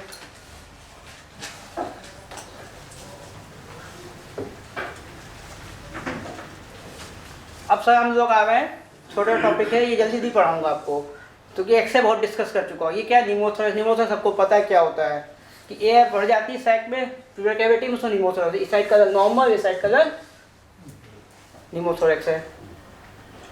सेम चीज ये है सर, डेफिनेशन एग्जाम देने का डेफिनेशन बता दूं। अब इसकी एटियोलॉजी है, क्या क्या हो सकता है? स्पॉन्टेनियस हो सकता है, एटोटॉक्नेस हो सकता है। स्पॉन्टेनियस, प्राइमरी, सेकेंडरी, एटोजेनिक, नॉन एटोजेनिक है, ये सब कॉजेस हैं सर। हमें आईसीयू में रहते तो हमारे पास भी, हम आईसीयू जब भी इंटूबेट करते हैं, वेंट पे डालते हैं, हम एक्सरसाइज कराते हैं, कहीं ऐसा नहीं कि पॉजिटिव प्रेशर से निमोथोरेक्स हो जाए, अभी हमारे पास होते हैं। तो जब भी पेशेंट हमें वेंटिलेटर रखते हैं तो हम लोग एक अल्टरनेट डे पे एक्सरे कराते हैं कि नीमो तो नहीं हो रहा है, निमोनिया तो नहीं हुआ है, वैप तो नहीं हुआ है, हैप तो नहीं हुआ, कुछ भी है, हम एक्सरे कराते हैं। कोई भी इंटरनेशनल प्रोसीजर जैसे सीवीपी हम डालते हैं, सेंट्रल एंड आई नीमो तुरंत बनता है हम लोग का, कई बार बनता है, आपने गलत पिक किया नीमो हो गया, यहाँ डाला पिक किया नीमो। तो हमेशा एडवाइस मैं करता हूँ कि आप जब भी सेंट्रल एंड डालें, बोलता हूँ कि क्या कहता हूँ कि एक्सरे तुरंत आपको कराना है। प्राइमरी कॉज कोई जेनेटिक कॉज हो सकती है, बेल्ब्स होते हो फट के नीमो बन गए। सेकेंडरी आपका टीबी, सीओपीडी, ब्रोंकोटाइटिस, सारे ऐसा कॉज है जिससे सेकेंडरी निमोथोरेक्स होता है। मोस्ट कॉमन टीबी आपके हमारे यहाँ पर ट्यूबरकुलोसिस, ये प्राइमरी के कॉजेज हैं। लॉन्ग लंबा चौड़ा और भी होगा, जेनेटिक कॉज, स्मोकिंग बहुत करेगा, कोई भी डिजिटल इन्फ्लामेशन होती है जेनेटिक, उसके हिसाब आपका नीमो बनना। ये बेल्ब्स हैं, छोटे छोटे गुब्बारे बन जाते हैं, नीमो नहीं बेल्ब्स है ये, जो ये पूरा रंग के बीच में ये फटते हैं तो नीमो बना देते हैं। ये आदि प्राइमरी कॉज ऑफ निमोथोरेक्स। बुल्लस नहीं बोला जाता? नहीं, बुल्लस नहीं, बुल्लस अंदर बनेगा, वो ये बड़ा गुच्छा बनेगा, छोटे गुच्छे होते, छोटे छोटे होंगे। देखिए सर, ये थोरेकोस्कोप से लिया गया पिक्चर है, छोटे छोटे गुल्ले बने बेल्ब्स। थोरेकोस्कोप हम यहाँ से ट्यूब डाल के देखते हैं रंग का 5 मीटर कहाँ कहाँ कैसे है। ये नोट कर लीजिए सर, कॉजेस हैं जो भी आपको है। बुल्ले सा ये बने गुच्छा, बड़ा सा गुब्बारे बनेंगे, अंदर रंग में दिखेंगे आपको, ये बाहर होते हैं। सर ब्रोंकोटाइटिस क्या होती है? डायलेटेशन ऑफ दी ब्रोंकस होता है, ब्रोंकस की डायलेटेशन हो जाती है। अब बुल्लस क्या होता है? एयर टैपिंग होती है, जब स्मोकर जो होता है उसकी जब गैस निकलती है तो अंदर एयर टैप होने लगती है। तो एयर टैप जब गुब्बारा क्या होता है सर, फूलता जाएगा ना, तो बुल्ला वो समझ लीजिए आप। और अगर किसी के कहीं वो ब्रोंकस की जब टेढ़ी मेढ़ी हो जाए टीबी वजह से, तो उसको ब्रोंकोटाइटिस, क्योंकि वहाँ क्या रुकावट होने लगती है, तो ब्रोंकोटाइटिस का जब भी जो मरीज है उसको देखिए स्पूटम बहुत प्रोडक्शन होगा। सीओपीडी और ब्रोंकोटाइटिस में फर्क ऐसे ही करते हैं, सीओपीडी इतना प्रोडक्शन नहीं है स्पूटम का जितना ब्रोंकोटाइटिस में होगा, क्योंकि इरेगुलर हो जाती है, तो इरेगुलर। सर एल्वियोलाई जब एक दूसरे से मिलेंगी कई रप्चर करके, तो उनको क्या बोला जाएगा? ट्यूबरकुलोसिस में जैसे होता है वो तो नीमो हो सकता है, एम्फिज़िमा में नीमो हो सकता है, ब्रोंकोटाइटिस नहीं कहेंगे सर उसको बुल्लस लीजन नहीं बोलेंगे। जैसे कई एल्वियोलाई अगर रप्चर करके बड़ा सा नीमो वो बुल्लस कैसे? बुल्लस नहीं कहेंगे सर, बुल्लस नहीं कहेंगे। बुल्लस हमेशा एयर टैपिंग के लिए कहेंगे। तो सर मतलब लंग के अंदर जो एयर ट्रैपिंग एक बड़े एरिया में होगी तब उसको बुल्ला कहेंगे। बुल्ला कहेंगे। आउटर सरफेस जो बन रहा है जो अभी उसको थोड़ा सा relax है। वो जेनेटिक कॉज बहुत ही रेयर है, लेकिन बुल्ला आप ज्यादा मतलब स्मोकर समझो बहुत ज्यादा पा गए हैं। ये 3 टाइप के आपके निमोथोरेक्स होते हैं, सबसे खतरनाक होता है ये टेंशन निमोथोरेक्स। ये अपने आप रिजॉल्व हो जाएगा, उसको ऑक्सीजन दें, कई बार तक हमें जरूरत नहीं पड़ती, पेशेंट स्टेबल होता है, ये अपना रिजॉल्व। बट ये जब भी आपको ये टेंशन निमोथोरेक्स हुआ समझिए आपको एसिडिटी तुरंत की ये पेशेंट आप सेफ नहीं कर पाएंगे। टेंशन निमोथोरेक्स से मतलब तो ये है कि हार्ट को जब कंप्रेस करके हाँ कंप्रोमाइज करना शुरू कर टेंशन निमोथोरेक्स का। क्योंकि क्या होता है अभी जब इसमें क्या देखें जैसे जैसे कि क्या इन दोनों में आप डायग्राम को समझ में आएगा कि एयर और फ्लूरा के बीच में स्पेस हो रहा है बस, लेकिन बाहर नहीं जा रहा है ओपन में, तो ओपन ये क्लोज है। इसमें क्या फ्लूरा और उसके बीच में एयर कॉम्बिनेशन, बट इसमें एयर अंदर बहुत स्पीड से जब भी सांस लीजिएगा तब भी एयर अंदर से गश अप होगा, तो क्या वो स्पीडी वो आपका लंग को हार्ट को कंप्रोमाइज करेगा, उससे पेशेंट को डिस्निया बीपी फॉल करता है। तो इसमें हमें सबसे जल्दी वो करना होता है इंटरवेंशन। इसमें हम वेट करके ऑक्सीजन देके हो सकता है रिजॉल्व कर जाए, कुछ हो वेट करते हैं हम लोग, बहुत बार वेट करते हैं। जैसे लॉन्ग टाइम निमोथोरेक्स हो तो हम वेट करते हैं कि चलो सिटी करा लें देख लें क्या है। बट अगर पेशेंट डिस्निक है, अभी मैं आगे पढ़ाऊंगा, तो आपको करना ही करना है। फ्लूरोडेसिस करते हैं सर जब नहीं करते? फ्लूरोडेसिस सर अगर मेलिगेंसी है फ्यूजन है तो हम फ्लूरोडेसिस करते हैं, क्योंकि बहुत इफेक्टिव नहीं है। अब जो नया आया हुआ है जो पल्मोनरी रेस्पिरेटरी मेडिसिन वाले करते हैं, हम लोग तो इमरजेंसी है पल्मोनरी मेडिसिन वाले से बात होती नहीं, फ्लूरोडेसिस पर बहुत ज़्यादा आपको फोकस नहीं कर, बट करने को टाइप डाल के हम लोग भी करते हैं, बीटाडीन टाइप डाल के फ्लूरोडेसिस कर देते हैं। वो भी आपका पहले जेंटामाइसिन जेंटामाइसिन कहते हैं कि हाँ तो सब बीटाडीन से कर देते हैं, बल्कि इसमें नहीं करते हैं, इफ्यूजन में हो जाता है, मैसिव इफ्यूजन, मेलिगेंट इफ्यूजन हो। ट्यूबरकुलर में भी नहीं करते हैं सर, मेलिगेंट इफ्यूजन नहीं आपका ठीक हो, ट्यूबरकुलर इफ्यूजन ठीक है, टीबी ठीक हुई, इफ्यूजन आपका खत्म हो जाएगा। लेकिन इसमें निमोथोरेक्स में मैं कह रहा हूं सर, निमोथोरेक्स में हम लोग नहीं कभी नहीं किसी को अगर बार-बार निमोथोरेक्स हो रहा है वो तो जेनेटिकल कॉज है ना सर। टीबी का तो जब एक बार गया तो फिर आपको सीबीटीसी भेजना रेफर करना है, वो हम लोग नहीं, वो बार-बार जरूरत नहीं पड़ेगी, लंग उसका एक्सपेंड ही नहीं होगा। और अगर जेनेटिकल कॉज है तो उसके लिए आपको फिर सीबीटीएस वाले ही सील करते हैं, फ्लूरोडेसिस से नहीं ठीक होगा वो आपका सीबीटीएस ही ठीक करेगा वो। इसमें बताइए सर क्या है डायग्नोसाइड लिखी हुई किस साइड का बता दीजिए। टेंशन निमोथोरेक्स है, टैबोट एक है, एक सिटी में रिजल्ट इस साइड का पूरा निमोथोरेक्स दिया हुआ है। अब ये क्या है सर, सिटी है, ये निमोथोरेक्स है, ये नीमो है, ये हार्ट है, इसमें देखिए ये है, ये ट्रैकिया है, थोड़ा ये लंग बचा बस आपका, ये नीमो है। ये आपके फीचर साइड मिलेंगे आपको, dyspnea, dry cough, chest pain, severe chest pain मिलेगा, ये सब आपके फीचर्स हैं निमोथोरेक्स के, नोट करिए। ठीक है सर। अब जैसे क्या है क्लिनिकल साइड में क्या मिलेगा, ये सब हाइपरविजिलेंस मिल जाएगा, ऑस्कल्टेशन है, डिमनिश मिलता है आपको, इंस्पेक्शन में रिड्यूस मिल जाएगा। भाई आप ऐसे करिए, लंग साइड जो होगा जैसे नीम होगा उसका लंग नॉर्मल एक्सपेंशन होगा, उस साइड जिससे डिजीज होगा उसका आपका लंग एक्सपेंड होगा उसके मुकाबले। अब ये साइड सबसे इम्पोर्टेंट है सर, किसमें हमें ट्यूब तुरंत डालनी, किसमें नहीं डालनी, वेट कर सकते। ये है स्टेबल कंडीशन, ये है अनस्टेबल कंडीशन, ये स्टेबल के सारे साइन हैं, तो हम वेट करते हैं, ऑक्सीजन दे के वेट कर सकते। बट ये अगर ये कंडीशन नहीं कोई भी फुलफिल कर रहा है इनमें से, तो तुरंत ICD डालिए। रेस्पिरेटेड 24 से ज़्यादा, हार्ट रेट 120 से ज़्यादा हो जाए, बीपी आपका फॉल होने लगे, SpO2 नहीं मेंटेन कर रहा रूम एयर पे या ऑक्सीजन पे, can not speak, full sentence, अगर ये सब मिल जाए तो आपका स्टेबल निमोथोरेक्स है। बट अगर ये कोई फीचर नहीं होता अनस्टेबल हो गया आपका, इसमें आपको ICD करनी ही करनी है। इसमें बताइए सर क्या है, निमोथोरेक्स की लाइन बन रही है, राइट साइड में निमोथोरेक्स है सर।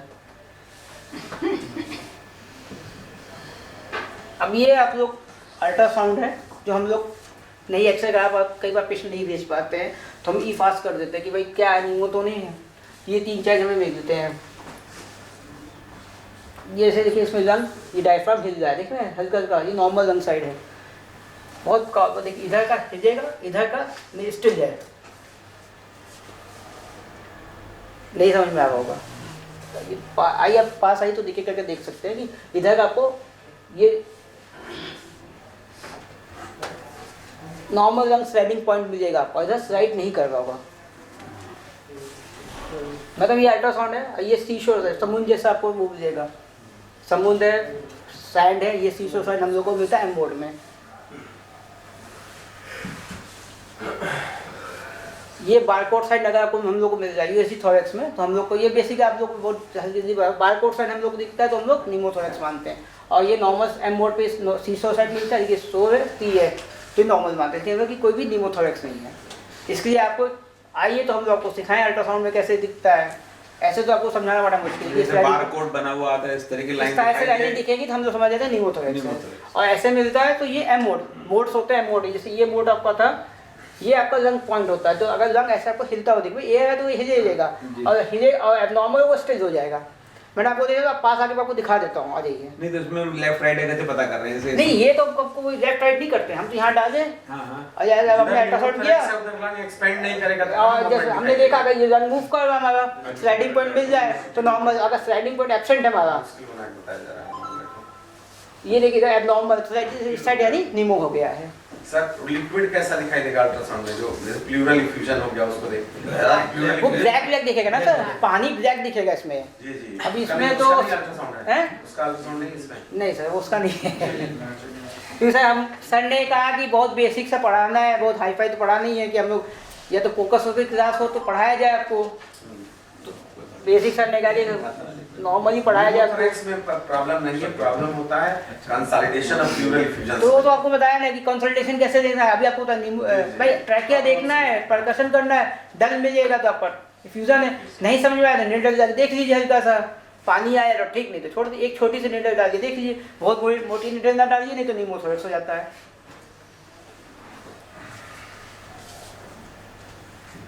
ये देखिए सर, ये बेसिकली हमारे पास विंडो होती है सिटी में, ये होती है लंग विंडो, 3 तरह की विंडो होती है।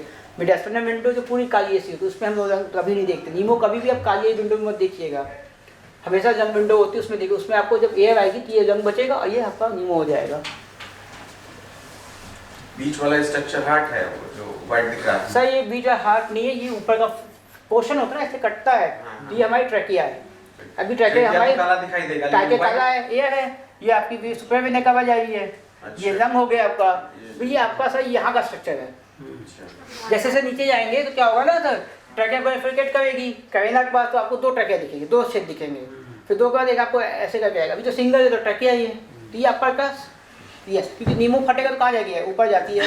इस साइड में तो लंग पूरा एकदम ये नॉर्मल है, ये तो नॉर्मल लंग है ना सर आपका, जी इधर वाला, इधर वाला निमोथोरैक्स है, ये ब्लैक हो गया जी जी, और ये कंप्रेस लंग है जी। तो जो सिटिंग देखते हैं हम लोग हमेशा याद रखिए कि लंग विंडो में आपको निमोथोरैक्स देखना है, और पानी किस में देखना है, मिडास्टर्नल विंडो में।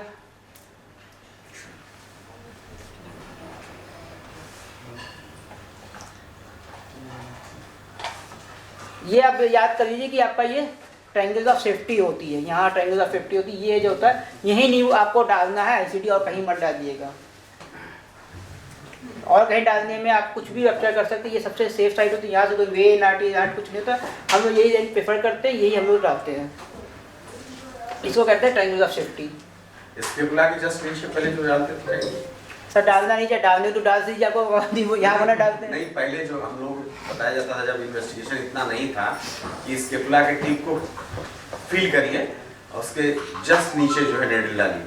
सर देखिए बेसिकली क्या है, भी अगर इन्फ्यूजन होगा तो वहां से ट्रेन हो जाएगा, लेकिन हम तो नीमो की बात कर रहे हैं ना सर। अच्छा, इफ्यूजन की बात नहीं कर रहे हैं, नीमो हम आईसीटी की बात कर रहे हैं। इफ्यूजन तो आप सुई डाल कहीं टाइप कर दिया, फीचर्स निकाल दीजिए, लेकिन आईसीटी डालो तो ये डालिए, इस एक्सिला में डालना है। हाँ, मतलब ये ट्रायंगल ऑफ सेफ्टी है, आपको पूरी बनी हुई है 15 के ऊपर सारा बॉर्डर क्या है, ये एक्सिला की ये पॉइंट आप याद कर लीजिए, फिर यहाँ आपको डालनी है सीढ़ी, डालने को हम यहाँ भी डाल सकते हैं, अगर आपको नीमो नहीं मिल ऊपर बन गया नीमो क्या करेंगे, यहाँ तो थोड़ी खोजेंगे, पर हम लोग यहाँ भी डाल, बट ये है कि ये सबसे सेफ पॉइंट है, अधिकतर लोग यहाँ डाल के ड्रेन कर देते हैं। तो मिड एक्सिलरी लाइन में ही मिड पूरा बेस और एक्सिला का base lateral dorsi pectoralis major हो, आपकी 5th बेस आपका ये बन जाएगा 5th इंटरसोस्फेस। ये आपका ट्रायंगल ऑफ सेफ्टी, यहाँ से कोई मेन आर्टरी वेन कहीं नहीं पास होती, दोनों साइड से आप ये इसको डालिए, स्ट्रक्चर है सेफ ट्रायंगल कहते हैं हम लोग, इसी ट्रायंगल पे आप बांध डालिए।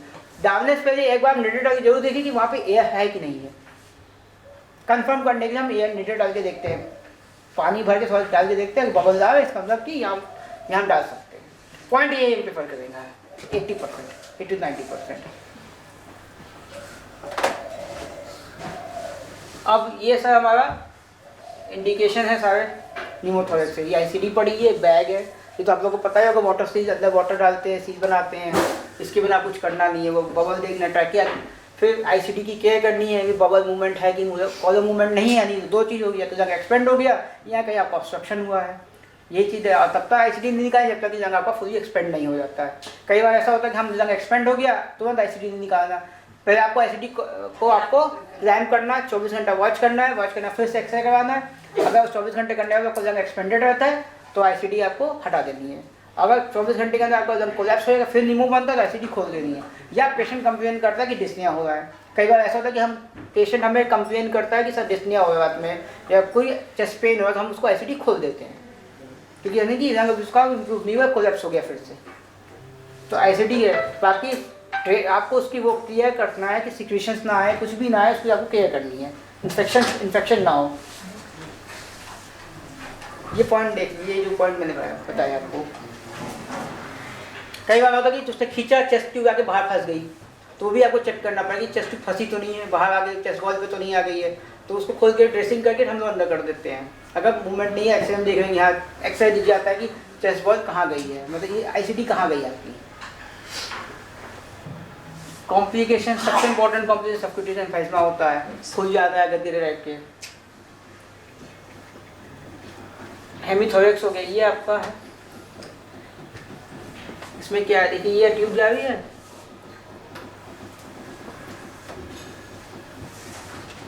ये नीमो है, ये सफोकेशन एम्फिज़िमा बना हुआ है। ट्यूब ऐसी दिखेगी आपको, ऐसे से करके सेक्शन है, कट है, ये देखिए सर।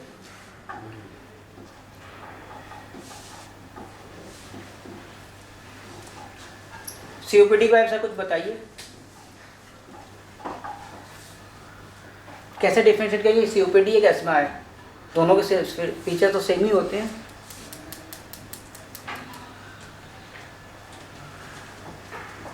रिवर्सिबल अगर हाँ सर, ब्रोंकोस्पाज्म है तो अस्थमा है, नहीं ब्रोंकोस्पाज्म दोनों मिल जाएगा ना, ब्रोंकाई तो दोनों मिलेंगे।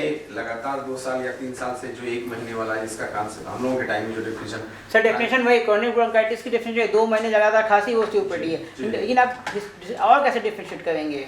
सीओपीडी हमेशा आपको सर ओल्ड एज में होता है, यंग एज का बच्चा, यंग एज का हुआ है, एलर्जिक हिस्ट्री से हुआ है तो आपका एजमा है, इट इज एजमा। सीओपीडी जब आपका 40 है, कोई स्मोकिंग हिस्ट्री या इन्वायरमेंटल एक्सपोजर होगा। अब नई जो अब नई जो रिसर्च है उसमें ये कि अगर स्मॉल लंग भी है, छोटा लंग है, तो सीओपीडी अर्ली एज में हो सकता है। या any genetical causes, alpha 1 antitrypsin deficiency है, ये तो सीओपीडी कर सकता है। FEV1 वाला कांसेप्ट वो है अभी भी, बट सर एक्यूट एक्सेलरेशन की हम बात कर रहे हैं, स्टेबल सीओपीडी की बात नहीं कर रहे हैं। जब एक्यूट एक्सेलरेशन तो आप FEV1 कैसे कराएंगे, पायरोमेट्रिक कैसे करेंगे? वो मुझे सांस ही नहीं दे पा रहा तो पायरोमेट्रिक कैसे फुकवाएंगे? तो एक्यूट एक्सेलरेशन में क्या है कि अगर आपकी एलर्जिक हिस्ट्री है और कम एज का, तो आप उसको स्टेरॉइड ज़्यादा प्रेफर करेंगे ब्रोंकोडायलेटर में। अगर सीओपीडी है तो ब्रोंकोडायलेटर ज़्यादा प्रेफर करेंगे, स्टेरॉइड का रोल बहुत कम हो जाता है, लेकिन देने को आप एक्यूट एक्सेलरेशन में देंगे दोनों चीज़ें। मतलब मान लीजिए दोनों मोटा मोटा कि आपको ड्यूरिन और वो ब्यूटिकॉर्ड देना ही देना है सीओपीडी में। एजमा में आप एस्थलीन और ब्यूटिकॉर्ड दे सकते हैं, इप्राटोपिन अवॉइड कर सकते हैं कि उससे क्या होगा, ट्रैकिकार्डिया और बढ़ेगा। दूसरा ये कि इसमें आप एस्मा में सिस्टमिक स्टेरॉइड का रोल ज़्यादा अच्छा है, इसमें इतना अच्छा नहीं है, रिलीव करेगा।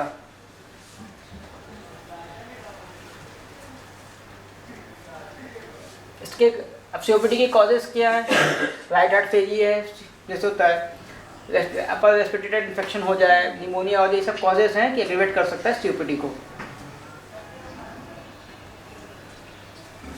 राइट साइड हार्ट फेलियर तो कॉम्प्लिकेशन हुआ ना सर? कॉम्प्लिकेशन हुआ कि सीओपीडी का एग्रीवेटिंग फैक्टर भी होता है। अगर कॉर्पोरेट डेवलप हो गया है सर, राइट हार्ट पीता है, स्मोकिंग करते करते उसका राइट हार्ट बड़ा हो गया, तो वो अगर उसमें कुछ दिक्कतें आए जैसे सीओपीडी एग्रीवेटिंग फैक्टर होती है कई बार, कॉम्प्लिकेशन ही कहते हैं। लेकिन हम लोग कॉम्प्लिकेशन भी है, लेकिन अब ये इन्होंने कहा है कि नहीं, राइट हार्ट फेलियर को भी आप लीजिए एक तरह से कॉज में सीओपीडी का। टीवी की वजह से भी सीओपीडी लोगों को डेवलप हो रही है, तो भी कॉज लीजिए। लेकिन कॉजेस है कि कॉम्प्लिकेशन भी है, कॉजेस भी हो सकते हैं कि इसके वजह से देखिए सबकी मिलती जुलती है कि जिसकी वजह से आपका COPD एग्रीवेट कर सकता है। पल्मोनरी हाइपरटेंशन आपका COPD की वजह से पल्मोनरी हाइपरटेंशन भी डेवलप होगा और पल्मोनरी हाइपरटेंशन बड़ा होगा तो COPD आपको कॉज करेगा। इसमें क्या क्रोनिक कफ आपने जैसे डेफिनेशन बताई दी है, उसमें क्या होगा पहले डिस्निया आएगा, इसमें कफ आएगा, क्योंकि इसमें लार्जर एयर इन्वॉल्व होती है, इसमें स्मॉलर एयर इन्वॉल्व होती है। तो जब भी पेशेंट आएगा तो एक्यूट हिस्ट्री देगा एजमा का।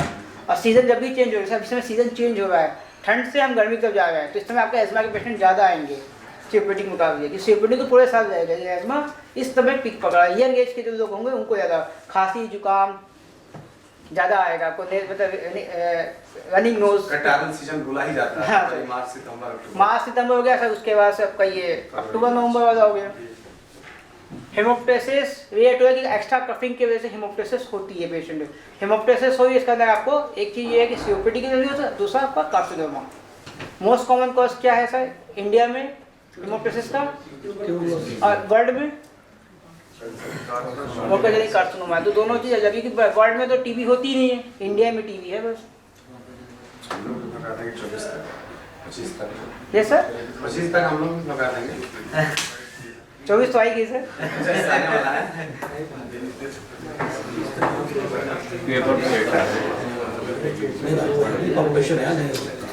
ये सब फाइंडिंग्स मिलेंगी आपको, फिजिकल फाइंडिंग्स बहुत डिटेल में तो बढ़ाने आगे चलते हैं सर। बहुत लोग सर इंगॉन नहीं है सर, आपको इसमें मिलेगी COPD में एसेसरी मदद आपको COPD मिलेगी। फिटिंग एडिमा में फ्लूइड निकल नहीं पाता, फिटिंग एडिमा मिलेगा। मतलब सारे CHF से राइट हार्ट फेलियर के सारे फीचर COPD में आपको दिखेंगे। डिटोरेशन मेंटल स्टेटस क्यों होगा? क्योंकि CO2 नार्कोसिस में होगा पेशेंट जा रहा है। टेक्निक रहेगा, एसेसरी मसल यूज करेगा, एसेसरी मसल पशु ब्रीदिंग ऐसे कर सांस, ये सब आपकी है नेक इंगॉल होंगी। तो सारे फीचर्स हैं आपको जो COPD में भी मिलेंगे, उसमें मिलेंगे। इसलिए क्या होता है सर कि जब पेशेंट हमारे पास आता है तो हम दोनों चीज लेके चलते हैं, दोनों एसोसिएटेड है, तो दोनों में डाइटोर भी देते हैं, नेबुलाइज भी करवाते हैं, क्योंकि आगे ही डायग्नोसिस बनेगी ना कि भाई क्या है। वीज मिलेगा, ट्रैप्स मिलेंगे, एयर एंट्री डिमनेस होगी। सबसे इंपॉर्टेंट ये साइलेंट चेस्ट, कोई एंट्री नहीं है, सबसे खतरनाक, इसको तुरंत एडमिट करिए, रेफर करिए अपने साइड से नेबुलाइज कराते हुए। बहुत ऑक्सीजन देने की जरूरत नहीं है। COPD के पेशेंट का 80 मेंटेन कर रहा है, शांति से बैठा है, मत दीजिए ऑक्सीजन, क्योंकि रिटेन करेगा CO2 नार्कोसिस हो जाएगा। कई बार तो हम लोग ऑक्सीजन भर के दे देते हैं, 80 या 100 पहुँचाने की कोशिश में 10 लीटर 12 लीटर दे दिए, पता थोड़ी देर डॉक्टर साहब बेहोश हो गया, CO2 रिटेन करना। तो COPD के पेशेंट में हमेशा आप कोशिश करिए कि कम से कम O2 दें। नेबुलाइज भी करवाइए तो अब नेबुलाइजेशन मशीन से कराइए, ना कि ऑक्सीजन से। जहाँ जहाँ जैसे से रिटेन करेगा CO2 वॉश आउट नहीं होता है, तो CO2 आपको रिटेंशन होना शुरू हो जाएगा। कभी साल्बुटामॉल से नेबुलाइजेशन कराने के बाद पेशेंट और डिटोरिएट कर जाता है। ऑक्सीजन से आप कराते हैं ना सर? ऑक्सीजन से करा प्लेन सर, ऑक्सीजन दे रहे हैं ना सर, मास्क। नहीं, पीडियाट्रिशियन हूँ, पीडियाट्रिक्स की बात कर रहा हूँ। अच्छा, पीडियाट्रिक्स की बात कर रहे हैं, तो आप मशीन से कराते हैं ना सर? तो सब मशीन से कराने में कभी कभी बच्चा साल्बुटामॉल से नेबुलाइज कराने के बाद वो जैसे उसको इम्प्रूव करना चाहिए ब्रोंकोस्पाल और डिटोरिएट कर जाता है, रेस्टलेस हो जाता है, या मतलब SpO2 और कम हो जाता है। अच्छा सर, ठीक है। यूजुअली ऐसा नहीं होता, लेकिन रेयरली होता है। तो बेसिकली सर उसमें ये ना कि एस्मा का पेशेंट बच्चा तो मैं एस्मा होगा, COPD तो होगा नहीं, तो उसमें आप ऑक्सीजन देख कर आइए। मैं तो COPD की बात कर रहा हूँ। तो पहली चीज, दूसरी चीज हम लोग एस्थलीन से अच्छा है कि आप जानते हैं कि स्पाज्म हो रहा है तो इन्फ्लेमेशन हो रहा है, तो ब्यूटीकॉर्ड के साथ करवाइए तो और अच्छा रहेगा। पहले ब्यूटीकॉर्ड दीजिए, क्योंकि उसका बेसिकली इन्फ्लेमेशन आपको कम करना है। कहते हैं कि पीडियाट्रिक्स में मतलब स्टेरॉइड का एक्यूट इफेक्ट, एक्यूट फेज में कोई ज्यादा सर हम लोग से बड़े की बात कर रहे हैं।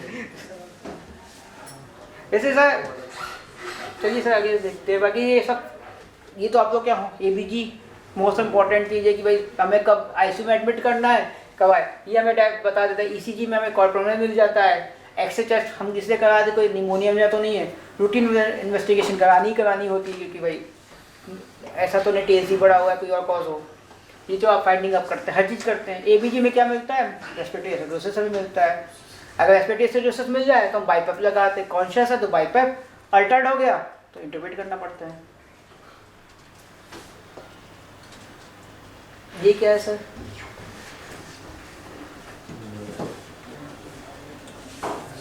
हाइपर इन्फ्लेटेड लंग भी कहा है। एक हाइपर इन्फ्लेटेड लंग है सर, ये सीओपीडी का एक अच्छा सा एक्सरे मिला था मुझे, तो मैंने बगैर लेके इसमें आपको सब कुछ मिला। हाइपर इन्फ्लेटेड लंग है, ब्रॉडिंग ऑफ द डायफ्राम है, लंग का भी मार्जिन देखिए थोड़ा ट्यूबुलर के शेप में जाना स्टार्ट किया है, ठीक है। तो ये आपको ऐसे इस टाइप का लंग दिखा।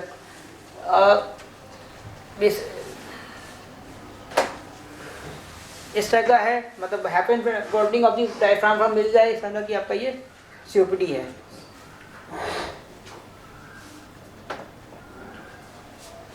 ये भी वही सेम चीज़ है सर। तो नॉर्मल एक्सरे ही लग रहा है उधर वाला सर। नॉर्मल नहीं कहेंगे कि रिफ्ट ऑफ की बॉन्डिंग होगी ना सर। नॉर्मल इतनी बॉडी इतनी बड़ी बड़ी थोड़ी काम मिलेंगी आपको। नॉर्मल तो छोटी होंगी, थोड़ा सा स्पेस कम होगी। इसकी देखिए कितनी बड़ी बड़ी, ये 1 2 3 4 5 6 7 7 तक जाएगा। तो हाइपरइन्फ्लेशन में तो स्टार्टिंग है, इसमें तो आपको पूरा ही दिख रहा है, फ्लैटिंग ऑफ द डायफ्राम दिख रहा है सर। ट्रीटमेंट पार्ट सर मैं एक बार एस्मा और सीओपीडी का एक साथ ही आपको बता दूंगा।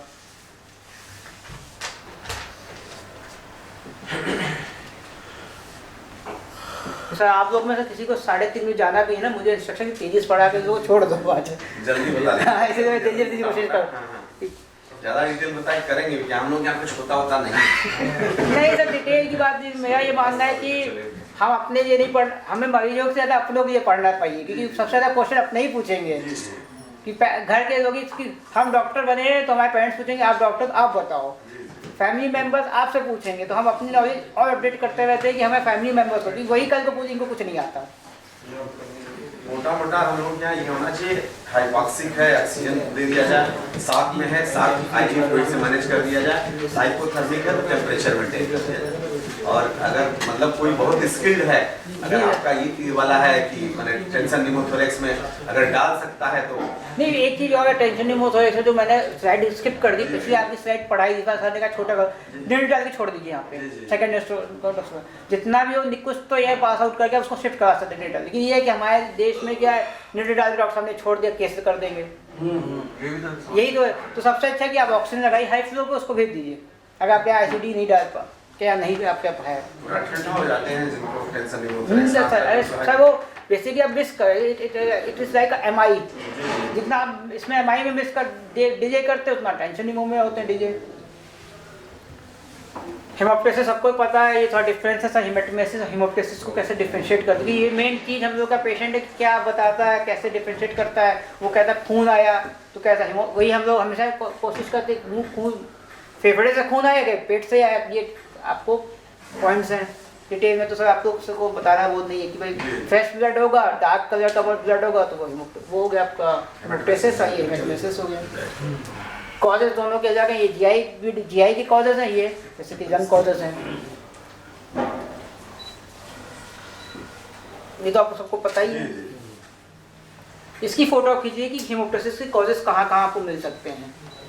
भाई लेरिंजियल कार्सिनोमा है, फॉरेन बॉडी के जैसे हो सकता है, कार्सिनोमा है। स्लाइड्स नहीं मिलेंगे स्लाइड्स मिल जाएंगे सर पितुजी सर व्हाट्सएप पे सर शेयर करवा दीजिए ना सर। मैं बोल दूंगा इनसे कि दे देंगे।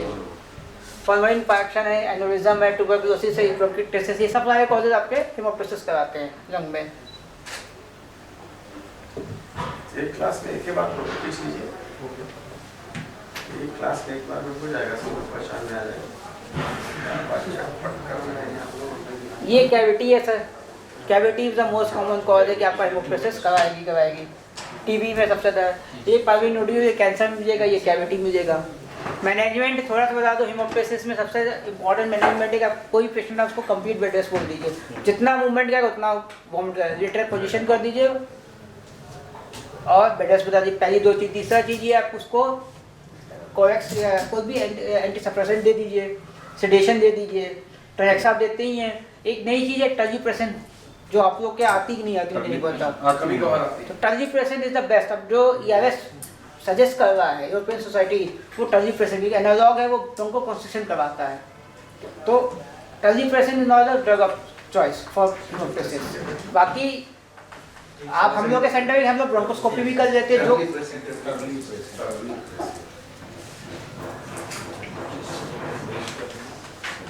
दूसरी चीज़ हम लोग ब्रोंकोस्कोपी कर लेते हैं, हमें जब साइट पता कर लेते हैं कि साइट किधर से है, फ्यूजर साइट पता कर लेते हैं, वहाँ जाके तो कोल्ड वाटर हम डालते हैं, उससे नहीं रुकते तो फ्लू डाल देते हैं। तो उसके आगे ब्रोंकार्टी एम्बोलिज्म है जो हम IR को भेजते हैं जब हमसे भी नहीं कंट्रोल होता है।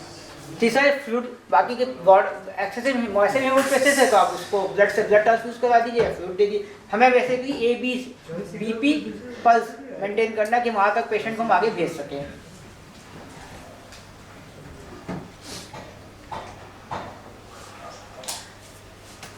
ये सर ट्रीटमेंट पार्ट है सर बेसिकली हम लोग का, कि हम लोग हम इस पे नहीं आते हैं, हम इस पे आते हैं सर। ये हमारा ट्रीटमेंट पार्ट है एजमा, COPD और एक टाइप का जिसमें मरीज में दोनों चीज़ मिलती हैं, जिसे कहते हैं एजमा COPD ओवरलैप सिंड्रोम, जिसमें बचपन में एजमा था, जवान में आया तो उसने कुछ अच्छे शौक पाले, स्मोकिंग की या ऐसे किए तो उसको COPD भी हो गया। तो ऐसे में भी सबसे टैक्टफुल होते हैं कि हम पता कैसे कि स्मोकिंग का एजमा, क्योंकि क्या है कि हम COPD है सोच के स्टेरॉइड नहीं देते, उसको एजमा भी है, तो क्या वो दोनों चीज़ में हमें वो तो ये ऐसे जो पेशेंट होते हैं ECMO वाले, ये ज़्यादा डेंजरस होते हैं कि दोनों बीमारी एक ही पेशेंट के अंदर है। बाकी ट्रीटमेंट क्या है कि दोनों में ज़्यादा लामा देना है, ज़्यादा तीसरी चीज़ है कि COPD में हम स्टेरॉइड का एक फॉर्म था कि मैंने हटा दी स्लाइड जल्दी में, जब भी आप इस्नोफिल काउंट करें तो उसकी एक होती है कि मोर देन 300 आ रहा है आपका तो आप स्टेरॉइड ऐड कर दीजिए, एब्सोल्यूट इस्नोफिल काउंट। वो तो हम लोग TLC से ही आप लोग वो निकाल देते हो परसेंटेज की बुरा, तो परसेंटेज अगर 300 से ऊपर आया तो दे दीजिए। या किसी भी COPD का पेशेंट एक्यूट एक्सरवेशन 1 से 3 बार हो रहा है साल में, फ्रिक्वेंट हॉस्पिटलाइजेशन हो रहा है तो उसको स्टेरॉइड ऐड कर दीजिए। नहीं, बस आपको ये अवॉइड करना है कि कोई TB ना हो, निमोनिया ना हो, ये दो बीमारी अगर उसको है तो आप स्टेरॉइड को अवॉइड करिए, क्योंकि क्या होगा कि स्टेरॉइड देंगे इन्हें तो TB या निमोनिया फ्लेयर अप करेगा और बढ़ेगा, तो अवॉइड करना चाहिए। बाकी ECMO में ट्रीटमेंट आप जो सोच पढ़ दिए, जो आपको दोनों चीज़ में तो आपको दोनों चीज़ ऐड करके ही चलना है आगे, बाकी फिर फॉलोअप करते रहिए। जैसे जैसे सिम्टम्स वर्स होंगे उससे डोज बढ़ानी है। जैसे आज की डेट में तो ज़्यादा वायरल निमोनिया ही है, सबने स्टेरॉइड कोरोना टाइप में दिया, सर तो स्टेरॉइड देने में फर्क क्या, हर्ज क्या?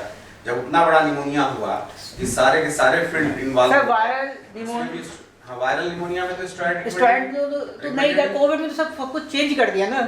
कोविड में तो सब ने क्या सोचा, एक चीज इंडिकेशन है कि ट्यूबरकुलोसिस ना हो, बस ट्यूबरकुलोसिस या बैक्टीरियल निमोनिया ना हो, बस कल वो तो आज के डेट में बैक्टीरियल निमोनिया आपको भी देखने को नहीं मिलता होगा। नहीं सर ऐसा नहीं, इसका जो आपने पिक्चर दिखा था लोबार निमोनिया का, कहाँ आज के डेट में वो कम से कम 20 साल पुराना वो एक्सरे होगा। नहीं सर हम लोग को मिलता है, हमारे पास तो आते हैं। बहुत लो सोशियो इकोनॉमिक ग्रुप का कोई पेशेंट होगा उसी के पास होगा। लोबार निमोनिया आज की डेट में बिल्कुल लगभग खत्म है। लगभग सर आपकी बात मैं काटूंगा नहीं, लेकिन हम लोग पास तो आते हैं सर लोबार निमोनिया। हम लोग इमरजेंसी में बहुत से ऐसे पेशेंट, लेकिन अगर हमें वायरल निमोनिया यूनिलैटरल है, हम बैक्टीरियल निमोनिया सोचते हैं, अगर बायलैटरल आ रहा है तो हम वायरल तक फेवर चले जाते हैं। और हम उसमें एक काम हम ये करते हैं कि टैमीफ्लू ऐड करते हैं, और टैमीफ्लू जरूर देते हैं, क्योंकि अभी क्या है कोविड तो है ही है प्लस स्वाइन फ्लू भी है, तो टैमीफ्लू हम जो ऐड करते हैं 150 mg दे के उसको, और हमें रिस्पॉन्स भी मिलता है।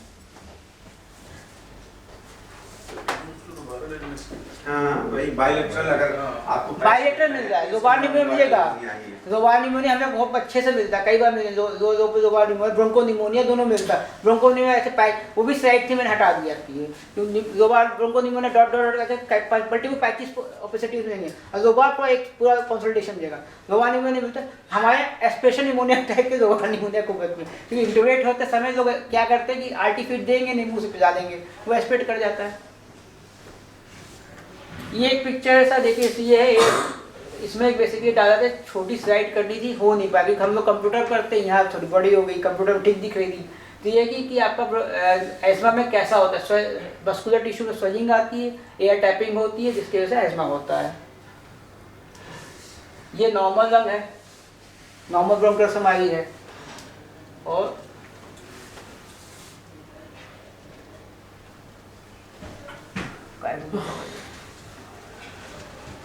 सर वो मिस कर दिया हमने। तो बेसिकली ये था कि जब ये एयरवे सिकुड़ जाए तो आपका एस्मा होता है। ये वो वाली स्लाइड वगैरह मिस हो गई हम लोग, हाइड हो गई है। ये सर आप लोग देख सकते हैं एक्सरे किस टाइप का है। फ्लैटनिंग ऑफ द डायफ्राम है, हाइपरइंफ्लेमेशन है, तो सीओपीडी में ही है, एस्मा में मिल सकता है। एस्मा में डूइंग एक्सेलरेशन आपको दिख सकता है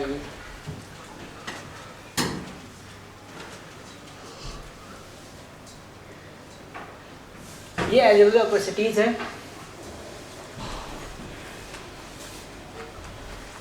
बैटविंग ये कब मिलता है? पल्मोनेडिमा मिलता है। ये आपका ये आप जो वायरल निमोनिया की बात कर रहे हैं ना, इस टाइप की पिक्चर आपको मिलेगी।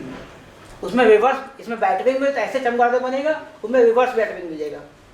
तो अगर रिवर्स मिल जाए तो आपका निमोनिया, ये सब देखिए सारे कॉजेज लिखे हुए हैं। अगर बैटविंग टाइप का मिल जाए तो हम लोग को बेसिकली हम लोग को 2 चीज़ देखना होता है, कार्डियक पल्मोनेडिमा तो नहीं है या निमोनिया तो नहीं है, वायरल निमोनिया। तो हम क्या करते हैं, डाइटोल भी देते हैं, टेमीफ्लू भी देते हैं। डाइटोल पर रिस्पॉन्स, टेमीफ्लू पर तो तुरंत रिस्पॉन्स आएगा नहीं, डाइटोल पे फ्लूइड जैसे ही उसका वॉश आउट हुआ, ये हमारी पिक्चर्स क्लियर होनी शुरू हो जाती है।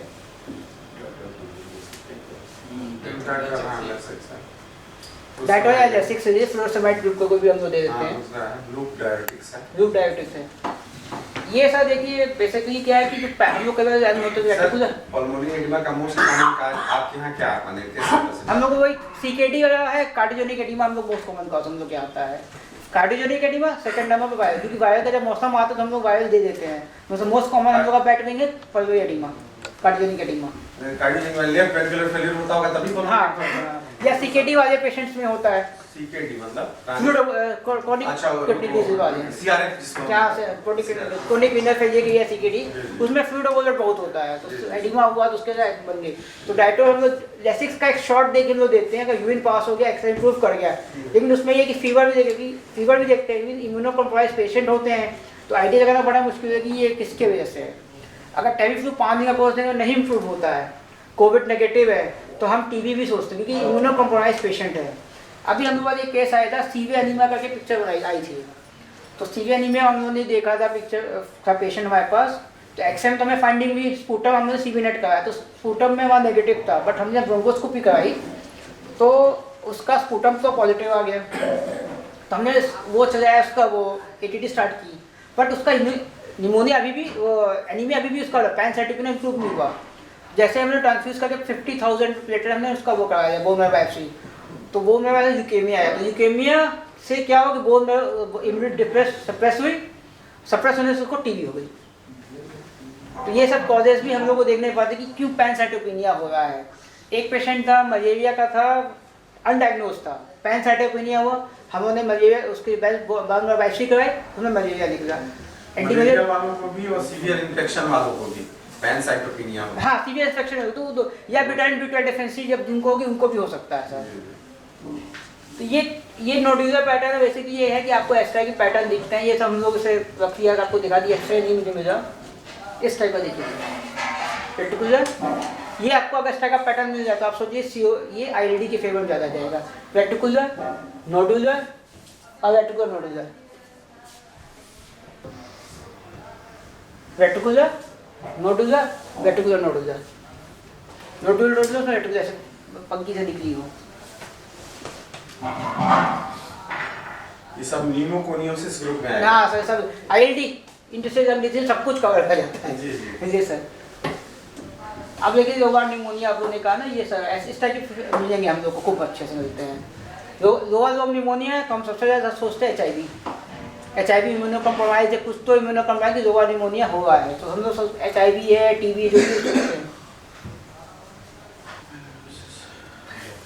जैसे कि सर कॉज है कि राउंड सा कोई भी तो हम लोग उसको राउंड निमोनिया कहते हैं, उसको यदि कुछ भी हो सकता है वो आपका। ये कार्टन वुल अपीयरेंस जो है, यस सर, फंगल इन्फेक्शन वाला फंगल, ये हाँ ये तो आपने कहा फंगल, फिर दूसरा मेटास्टेटिक लंग डिजीज। कार्टन वुल अपीयरेंस मेटास्टेटिक कैनन बॉल जो है हम लोग कहते हैं ना, कॉटन जो बड़ा बड़ा कैनन के है, दोनों मिल सकता है, फंगल में मिल सकता है और उसमें मिल सकता है, मेटास्टेटिक लंग डिजीज में मिल सकता है। सर जैसे हम नियोनेटाल एसएनसी में पूछ रहे हैं, तो ये फंगल इन्फेक्शन की संभावना कितनी है? सर हम लोग डायबिटिक है, सीकेडी है, तो इनमें तो हम सोच के कहते हैं कि फंगल होता है, या लॉन्ग स्टैंडिंग आईसीयू में पेशेंट है तो हम लोग उनको फंगल समझ लेते हैं। लेकिन शुरू में आते ही तो नहीं फंगल नहीं होगा। आती।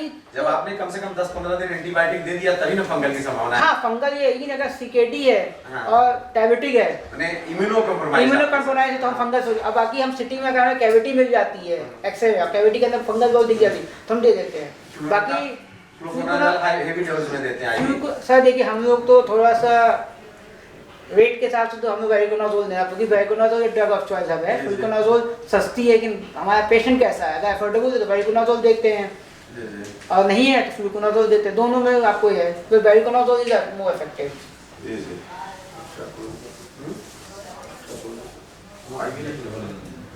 वेरिकोनाजोल आपकी टैबलेट भी आती है, टैबलेट बहुत महंगी होती है, 5000 के नियर अबाउट आती है टैबलेट, सिर्फ 4 या 3 नहीं टैबलेट। सर वो बोल रहे हैं तो एट्रोकोनाजोल इट्राकोनाजोल भी देते हैं सर, ओरल है ओरल है sir, but voriconazole is a drug of choice. हम लोग ड्रग चॉइस अब तो बहुत और भी एक्सपेंसिव एंटी फंगल आ गई हैं। कैस्ट्रोफंगल भी दे सकते हैं हम लोग। ये राइट लंग कोलैप्स ऐसे दिखेगा, राइट कोलैप्स है।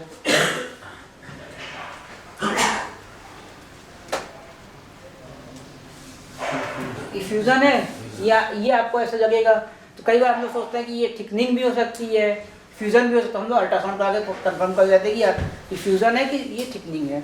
इफ्यूजन की वजह से कई बार थिकनिंग हो जाती है, थिकनिंग है तो सीवीटी से फर हो जाता है भाई, वो थोड़ी कटौती करके निकाल देंगे उसको लंग एक्सपेंड। अगर फ्यूजन है तो हम लोग टाइप करके निकाल के कॉस्ट पता कर लेंगे किस वजह से है।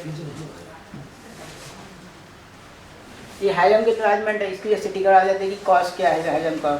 ऐसा हाइलम देखिए टीबी है कि मैलिगेंसी है, किसके हाइलम डिवेलपमेंट हो रही है। यहाँ ट्यूमर बता रखा है क्या मास है। ट्यूमर तो हम लोग देखिए सर सिटी में देख पाते हैं, CCT HRCT नहीं कराएंगे, CCT, क्योंकि डाई देंगे तो उसको लोग दिखेगा कैसा है, ग्लो करके आ रहा है CCT यानी वो है आपका ट्यूमर है।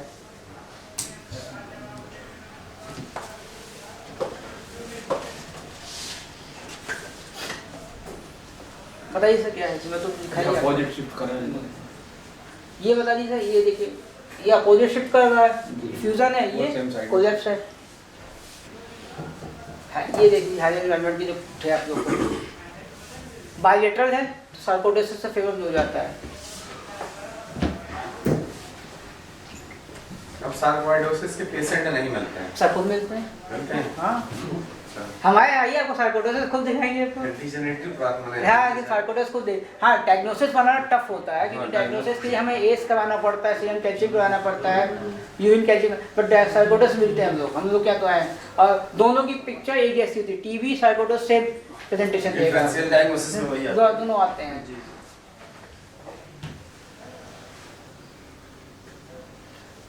पेरिकार्डियल फ्यूजन तो आप लोग सब पहचान ही रहे हैं कैसे होगा, रूट से बाहर जैसे हो जाएगा। ये आप लोगों ने पढ़ी लिया थे।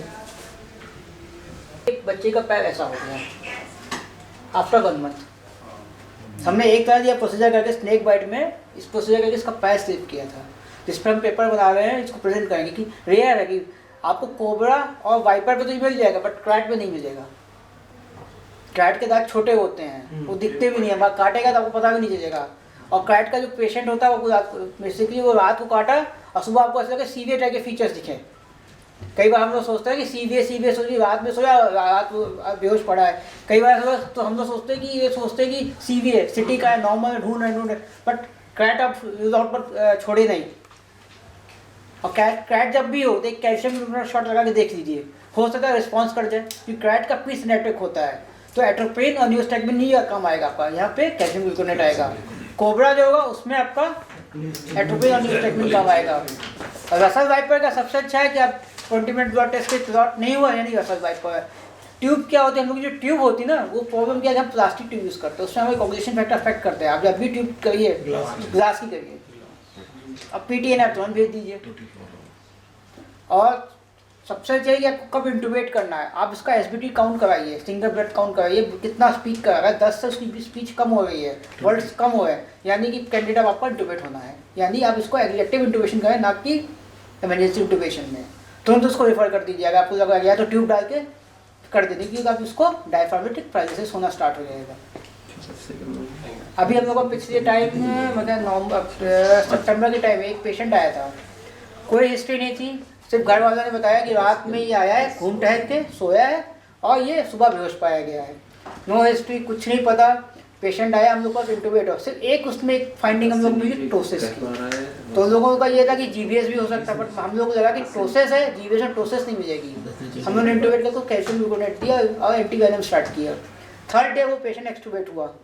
जब हिस्ट्री पूछी तो उसने एक हिस्ट्री दी कि वो मोटरसाइकिल से उतरा था, जंगल में जू करने गया था और उसके बाद से वो घायल बेहोश हो गया। दैट मीन कि वहाँ पर क्रैट ने काटा, क्योंकि क्रैट का दांत का निशान मिला नहीं हम लोग को। तो अगर आपको कोई ऐसी हिस्ट्री मिल जाएगी जंगल है या बाराबंकी साइड का, अधिकतर यहाँ बाराबंकी साइड के ही पेशेंट हम लोग पास आते हैं, या आपका इसका एरिया कोई भी बाइट मार्क में टोसिस हो या कोई भी सिम्टम लग जाए तो क्रैट समझ के चलिए, क्योंकि कोबरा और वैसा वाइपर का दांत हमेशा बड़ा होगा। वो काटेंगे तो हमेशा अच्छा खासा इन्फेक्ट होगा, लेकिन क्रैट सबसे खतरनाक और लेट सिम्टम्स आते हैं। और हाइपॉक्सिक इंजरी सबसे ज़्यादा क्रैट में होती है, कोबरा में उतनी नहीं होती। सर करेक्ट तो हाउस घर के अंदर घुसे काटता है, वो कहता है गब्बर सिंह टाइप का सांप होता है सर, ताज़ा और सफ़ेद रंग का वो होता है, ब्लैक कलर का स्ट्रिप, ब्रांडेड स्ट्रिप डाई होता है। कोबरा तो भी होता है, फोटोग्राफ सब लोग बस स्लाइड से पड़ी हुई है सर। तो घर पे कहीं भी घुसे काट सकता है, अंदर का सांप घर का अंदर सांप है वो। जी करें कि टोसिस जो है एंटीवेनम स्टार्ट करने के लिए सबसे अच्छा साइन है।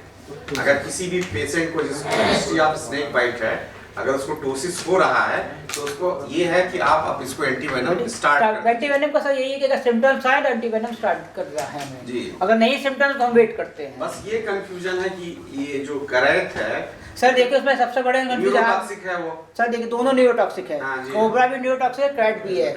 आप कोबरा में पहला डोज दे दीजिए एट्रोपिन न्यूरोस्टैग्मिन का, फर्स्ट डोज दीजिए कोई रिस्पॉन्स नहीं है, सेकंड डोज दीजिए नहीं रिस्पॉन्स है, आप समझिए क्रैट है, उसको स्टार्ट कर दीजिए कैल्शियम ग्लूकोनेट।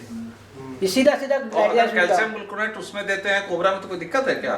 प्लीज नेपोस्टोनेटिक है ना कोबरा में जो नहीं हम नहीं करें, अगर दे दिया देने कोई दिक्कत नहीं है, आप दोनों दे दीजिए, दे दें तो ज्यादा अच्छा है। ये फिर ये नहीं डिफरेंशिएट कर पाएंगे कि ये कोबरा कैसे हुआ कि वो कैल्शियम ग्लूकोनेट 2 शॉट देने के बाद आप कैल्शियम ग्लूकोनेट नहीं, जैसे कोई आया हिस्ट्री दे रहा है कि हमको स्नेक बाइट है, कॉन्शियस है वो, कॉन्शियस सांप देखा हो, सांप का डिस्कशन कर ले तो आप समझ जाएंगे क्रैट की कोबरा है। एंटीवेनम के अपने भी तो साइड इफेक्ट्स हैं, हम स्टार्ट कब करें? नहीं एंटीवेनम के साइड इफेक्ट तो दूसरे आएंगे ना सर।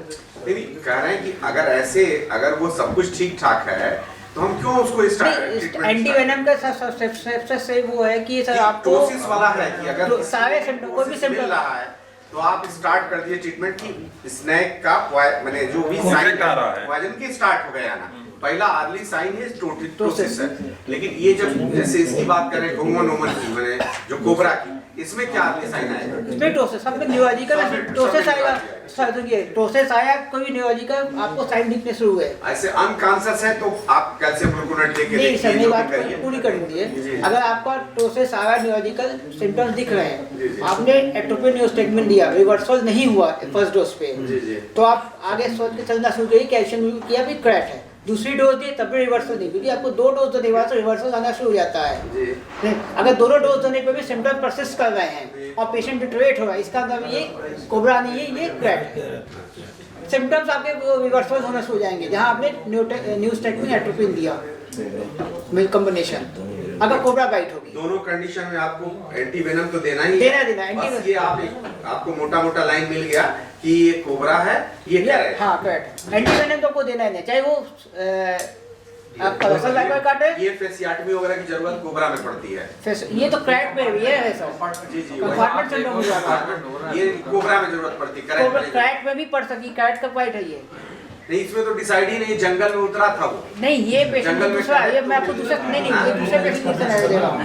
ये लड़की है, ये फीमेल लोग का है, ये फीमेल जो है जिसका हमने फैसिलिटी का ये आपको मैंने दिखाया कि हम लोग एक्स्ट्रा भी केसेस भी हम लोग पास आते हैं, सांप काटा उसका कंपार्टमेंट सिंड्रोम डेवलप हो गया।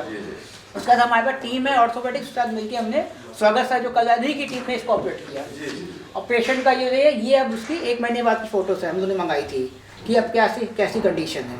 तो इस पर हम लोग एक पेपर केस रिपोर्ट बना के पब्लिश करें कि रेयर टू रेयर कि क्रैट पे कंपार्टमेंट सिंड्रोम डेवलप का, क्योंकि दांत छोटे होते हैं। Krait basically compartment syndrome Russell viper और कोबरा में उनके फ्रैंक मार्क्स ज़्यादा बड़े होते हैं। जी कहा जाता है जितने पॉइजनस होते हैं सबके फ्रैंक्स बड़े होते फ्रैंक ट्राइट के छोटे होते इसी हैं। पे डिफरेंशिएट करते हैं हम कि लेकिन सर ट्राइट के वाइल्डर्स की छोटे, नॉन हाँ लेकिन सर ये ट्राइट के एकदम छोटे होंगे। हाइपोडर्मिक टाइप के होते हैं, हाँ, बहुत छोटे। छोटे होते हैं। उसके जैसे होता है जैसे आप इंसुलिन डिटेल लगाते हैं ना, उस टाइप के ऐसे आपको ऐसे दिखेंगे। पहले से हम लोगों को बताया गया कि अगर कई आपको मार्क्स स्नेक बाइट हाँ, वो भी इसके मतलब पॉइजनस नहीं नहीं, है। लेकिन अगर कोबरा गुस्सा है तो कई जगह काटे तो कैसे पता है? बेसिक ये है कि जैसे अगर कई दांत हल्के हल्के आपके बराबर डिफरेंस हैं, 2-3 हैं तो वो पॉइजनस सर नहीं नॉन, वैसे तो हम मानते हैं कि नॉन पॉइजनस है। तो सर का थोड़ा इंटरेक्शन होगा आप लोगों से। बस ज़्यादा देर नहीं, 5-10 मिनट सर्टिफिकेट का है एक्सपीडिशन। ये बताइए 3 दिन में एक तो 10-15 मिनट में आप लोग, जो कल हमारा टॉपिक था कुछ जल्दी हो गया था, अगर उसमें कुछ कन्फ्यूज़न हो, कुछ पूछना हो ऐसे ही तो वो पूछ लें। और बाकी 3 दिन का हमें एक फीडबैक चाहिए कि इस ट्रेनिंग को जो इमरजेंसी और ट्रॉमा का है इसमें कैसे और क्या सुधार किया जाए, या किस पार्ट को हटा दिया जाए, किस पार्ट को कुछ और अगर जोड़ना है इसमें तो वो अगर एक तो आप लोग रिटर्न भी दे सकते हैं, रिटर्न का ऑप्शन है ना इनके पास, एक तो बिना नाम के भी आप रिटर्न दे सकते हैं। अभी हम लोग कुछ बात कर लें कि क्या और इसमें ऐड किया जाए, घटाया जाए, या कोई चीज़ ऐसी कि फालतू लगी आपको कि, या कोई जो स्पीकर आए वो लगा आपको कि ठीक नहीं है, कुछ और मतलब कोई भी चीज़ आपके मन में जो है बताइए डॉक्टर साहब। सर जैसे कि अभी लास्ट वाली क्लास हुई थी रेस्पिरेटरी मेडिसिन अभी चीज़ की, हाँ उसमें टाइम कांस्टेंट था, मतलब सर कह रहे थे कि जल्दी खत्म करना है, नहीं तो अदरवाइज क्लास नहीं। कितनी देर का था सर? वो कुछ लोगों को जल्दी जाना था तो इसलिए उन्होंने एक घंटे में उसको फिनिश किया। वो तो आप लोगों की इस तरह से ना कि टाइम हम यहाँ देंगे साढ़े 3 अच्छे से आइए भाई डॉक्टर उत्कर्ष साहब आगे ही आ जाइए। हाँ ये बात है, चलिए ठीक। इन लोगों का ये कहना है आइए कि जो टाइम दिया गया 3 दिन का है उसको वो लोग वैसे ही मतलब तैयारी करके ही आए, उसको मतलब जल्दी में ना खत्म किया जाए, अच्छी चीज़ है। 1-2 लोगों हाँ 1-2 लोगों की वजह से उनको जाना वो जाएं। हाँ जी सर जो जाना चाहे, हाँ जो जाना चाहे। आप अपनी जो बताने की चीज़ है, जो टाइम बाउंड है 5 बजे तक तो ट्रेनिंग होती ही है भाई।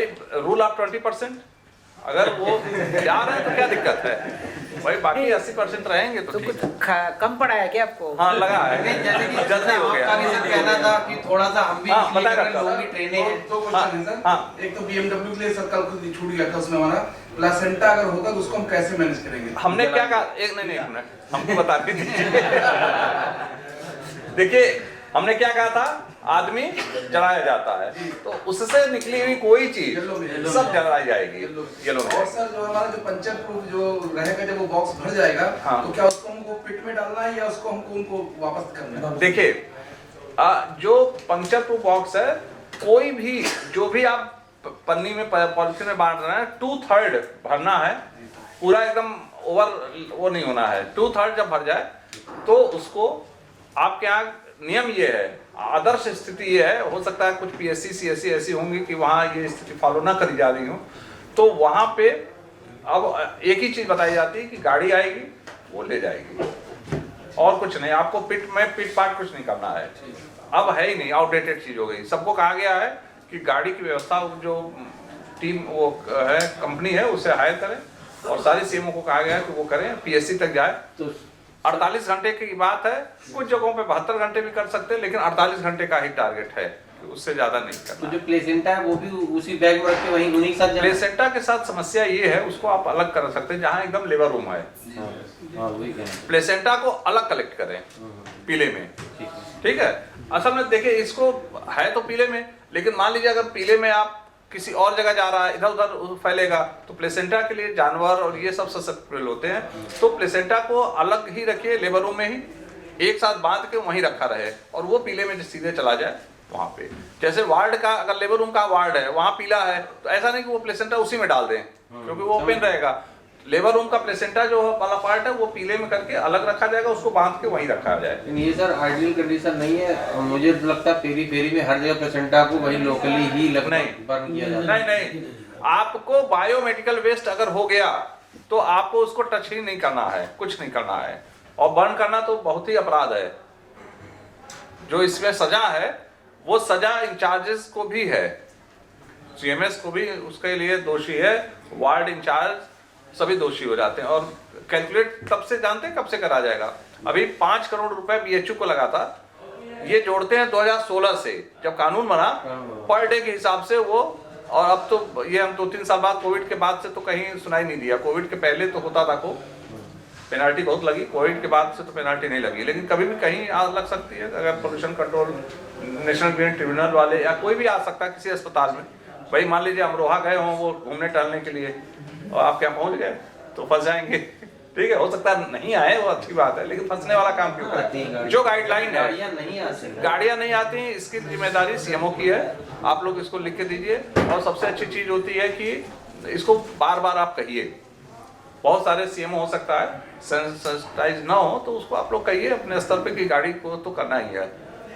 ठीक है, नीडल का पिट भर गया, बहुत गहरा पिट कंक्रीट का बना हुआ है। पिट तो बहुत पहले की बात हो गई, अब हम लोग पिट की बात ही नहीं करते हैं। नहीं सर, तो वो नहीं आ रही तो नीडल उसी में। हाँ, नहीं आ रही तब तो वह मजबूरी है, लेकिन वो गलत है।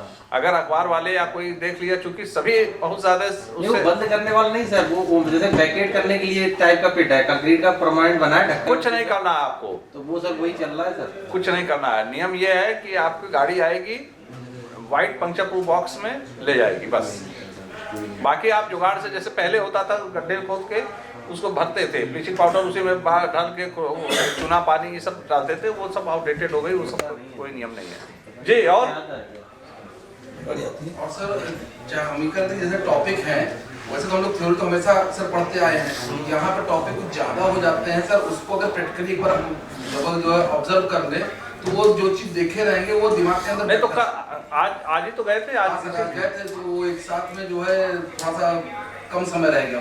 नहीं सर, गए तो थे हम लोग, लेकिन ज़्यादा इन्फॉर्मेटिव नहीं था। हम लोग का अगर इन्वॉल्वमेंट हो किसी प्रोसीजर में, जैसे कि वीनस कट ओपन हो गया सर, जैसा आईसीडी प्लेसमेंट हो रहा है, अगर उसमें अगर हम लोग वहाँ प्रैक्टिकली देखें वहाँ पे ज़्यादा कहने मतलब ये जैसे हॉस्पिटल गए थे तो सर वहाँ पे ऐसा कुछ नहीं था, मतलब सिंपल एक कहने की मतलब टहलना हुआ और बताया गया कि ये यहाँ पे ये तो उसमें कोई मुझसे अच्छा है कि वहाँ पे कोई स्पेसिफिक जगह हो जहाँ पे कुछ प्रोसीजर दिखाना है तो हमें दिखा दिया जाए, वो ज़्यादा बेहतर होगा बैंकॉक में पूरे हॉस्पिटल का मतलब राउंड लेने के। या सर जैसे आईसीडी आज पढ़ाया सर, आईसीडी का कोई केस पहले से एक रखा जाएगा कि हाँ भाई कोई आएंगे या होने वाला हो कुछ ऐसा हो सके तो अगर पॉसिबल। नहीं यहाँ पे नहीं, हॉस्पिटल में ही हो, मतलब आज पेज प्रेजेंट हो, मतलब हम लोग के लिए अगर हो तो हो सके। नहीं, उसका तो अच्छा जो है वो वीडियो जो है वो बनवाया जा सकता है। अच्छा वैसा हो जाए, मॉड्यूल उस तरीके से बनाया जा सकता है जो आप लोग कभी करते हो तो उसका आप लोग की टीम वाइट ना, उन्होंने 5-6 स्नेक बाइट और सब उन्होंने दिखाया, सेंटर सब दिखाया था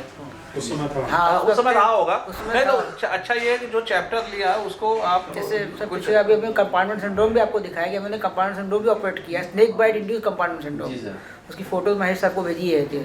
हाँ वो देख लीजिए वो फोटो से भी। और ये करते हुए हम तो ये चाहेंगे कि आप लोग अगर कुछ केस जो टॉपिक है वो केस अगर कभी भी आए 6 महीने में 2-4-6 महीने में कभी भी आए तो उसका वीडियो बना ले और वीडियो यहाँ जब पढ़ा रहे हैं तो चल जाए। मैं सर वो फोटो दिखा दीजिए कंपार्टमेंट सिंड्रोम वाली जो हमने आपको भेजी है।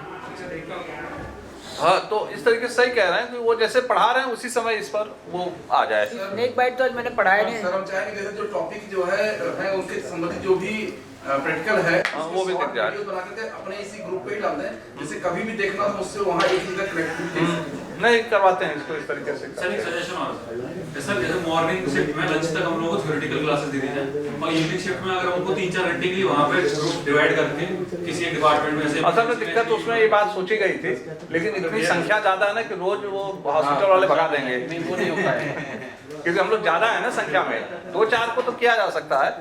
और आप इस बैच में तो लोग कम आए हैं, पिछले बैच में तो बहुत ज्यादा थे। हाँ जी सर, मैंने EOQ से ATS की ट्रेनिंग करी हुई है। हाँ। तो वहाँ डमी सिस्टम रहता है, एक सिनेरियो दिया जाता है, पे इंस्ट्रक्टर देते हैं और बताते हैं कि इनको इस डमी हम लोग इस बार वो जो है डमी हर बैच में आती है, वो आगे करके दिखाते हैं उनको, डमी तो हर बैच में कर सकते हैं, वो प्रैक्टिकल हो जाता है उनको, तो डमी सिस्टम ज्यादा बेटर है। चलिए और सर ऑर्थोपेडिक ट्रॉमा का जो मैनेजमेंट था उसका सिलेबस कम था, वो नहीं था इसमें ट्रॉमा की ट्रेनिंग थी उसके अंदर ऑर्थोपेडिक ट्रॉमा मैनेजमेंट का पोर्शन नहीं कम है। नहीं डॉक्टर साहब, तो डॉक्टर स्वागत तो कल आए थे, वो तो आर्थो के ही हैं। डॉक्टर संजीव कुमार सिंह गाजीपुर, डॉक्टर बरेली, सिद्धार्थ नगर,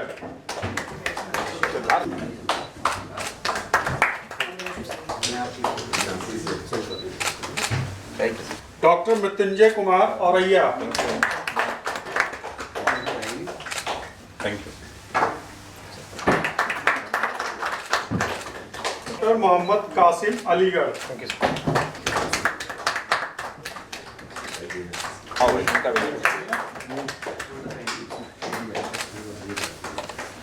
नगर,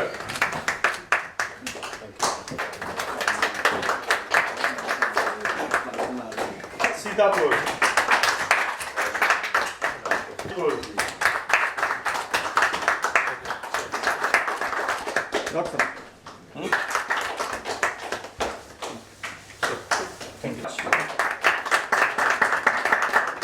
ओम विकास मिश्रा, अम्बेडकर नगर,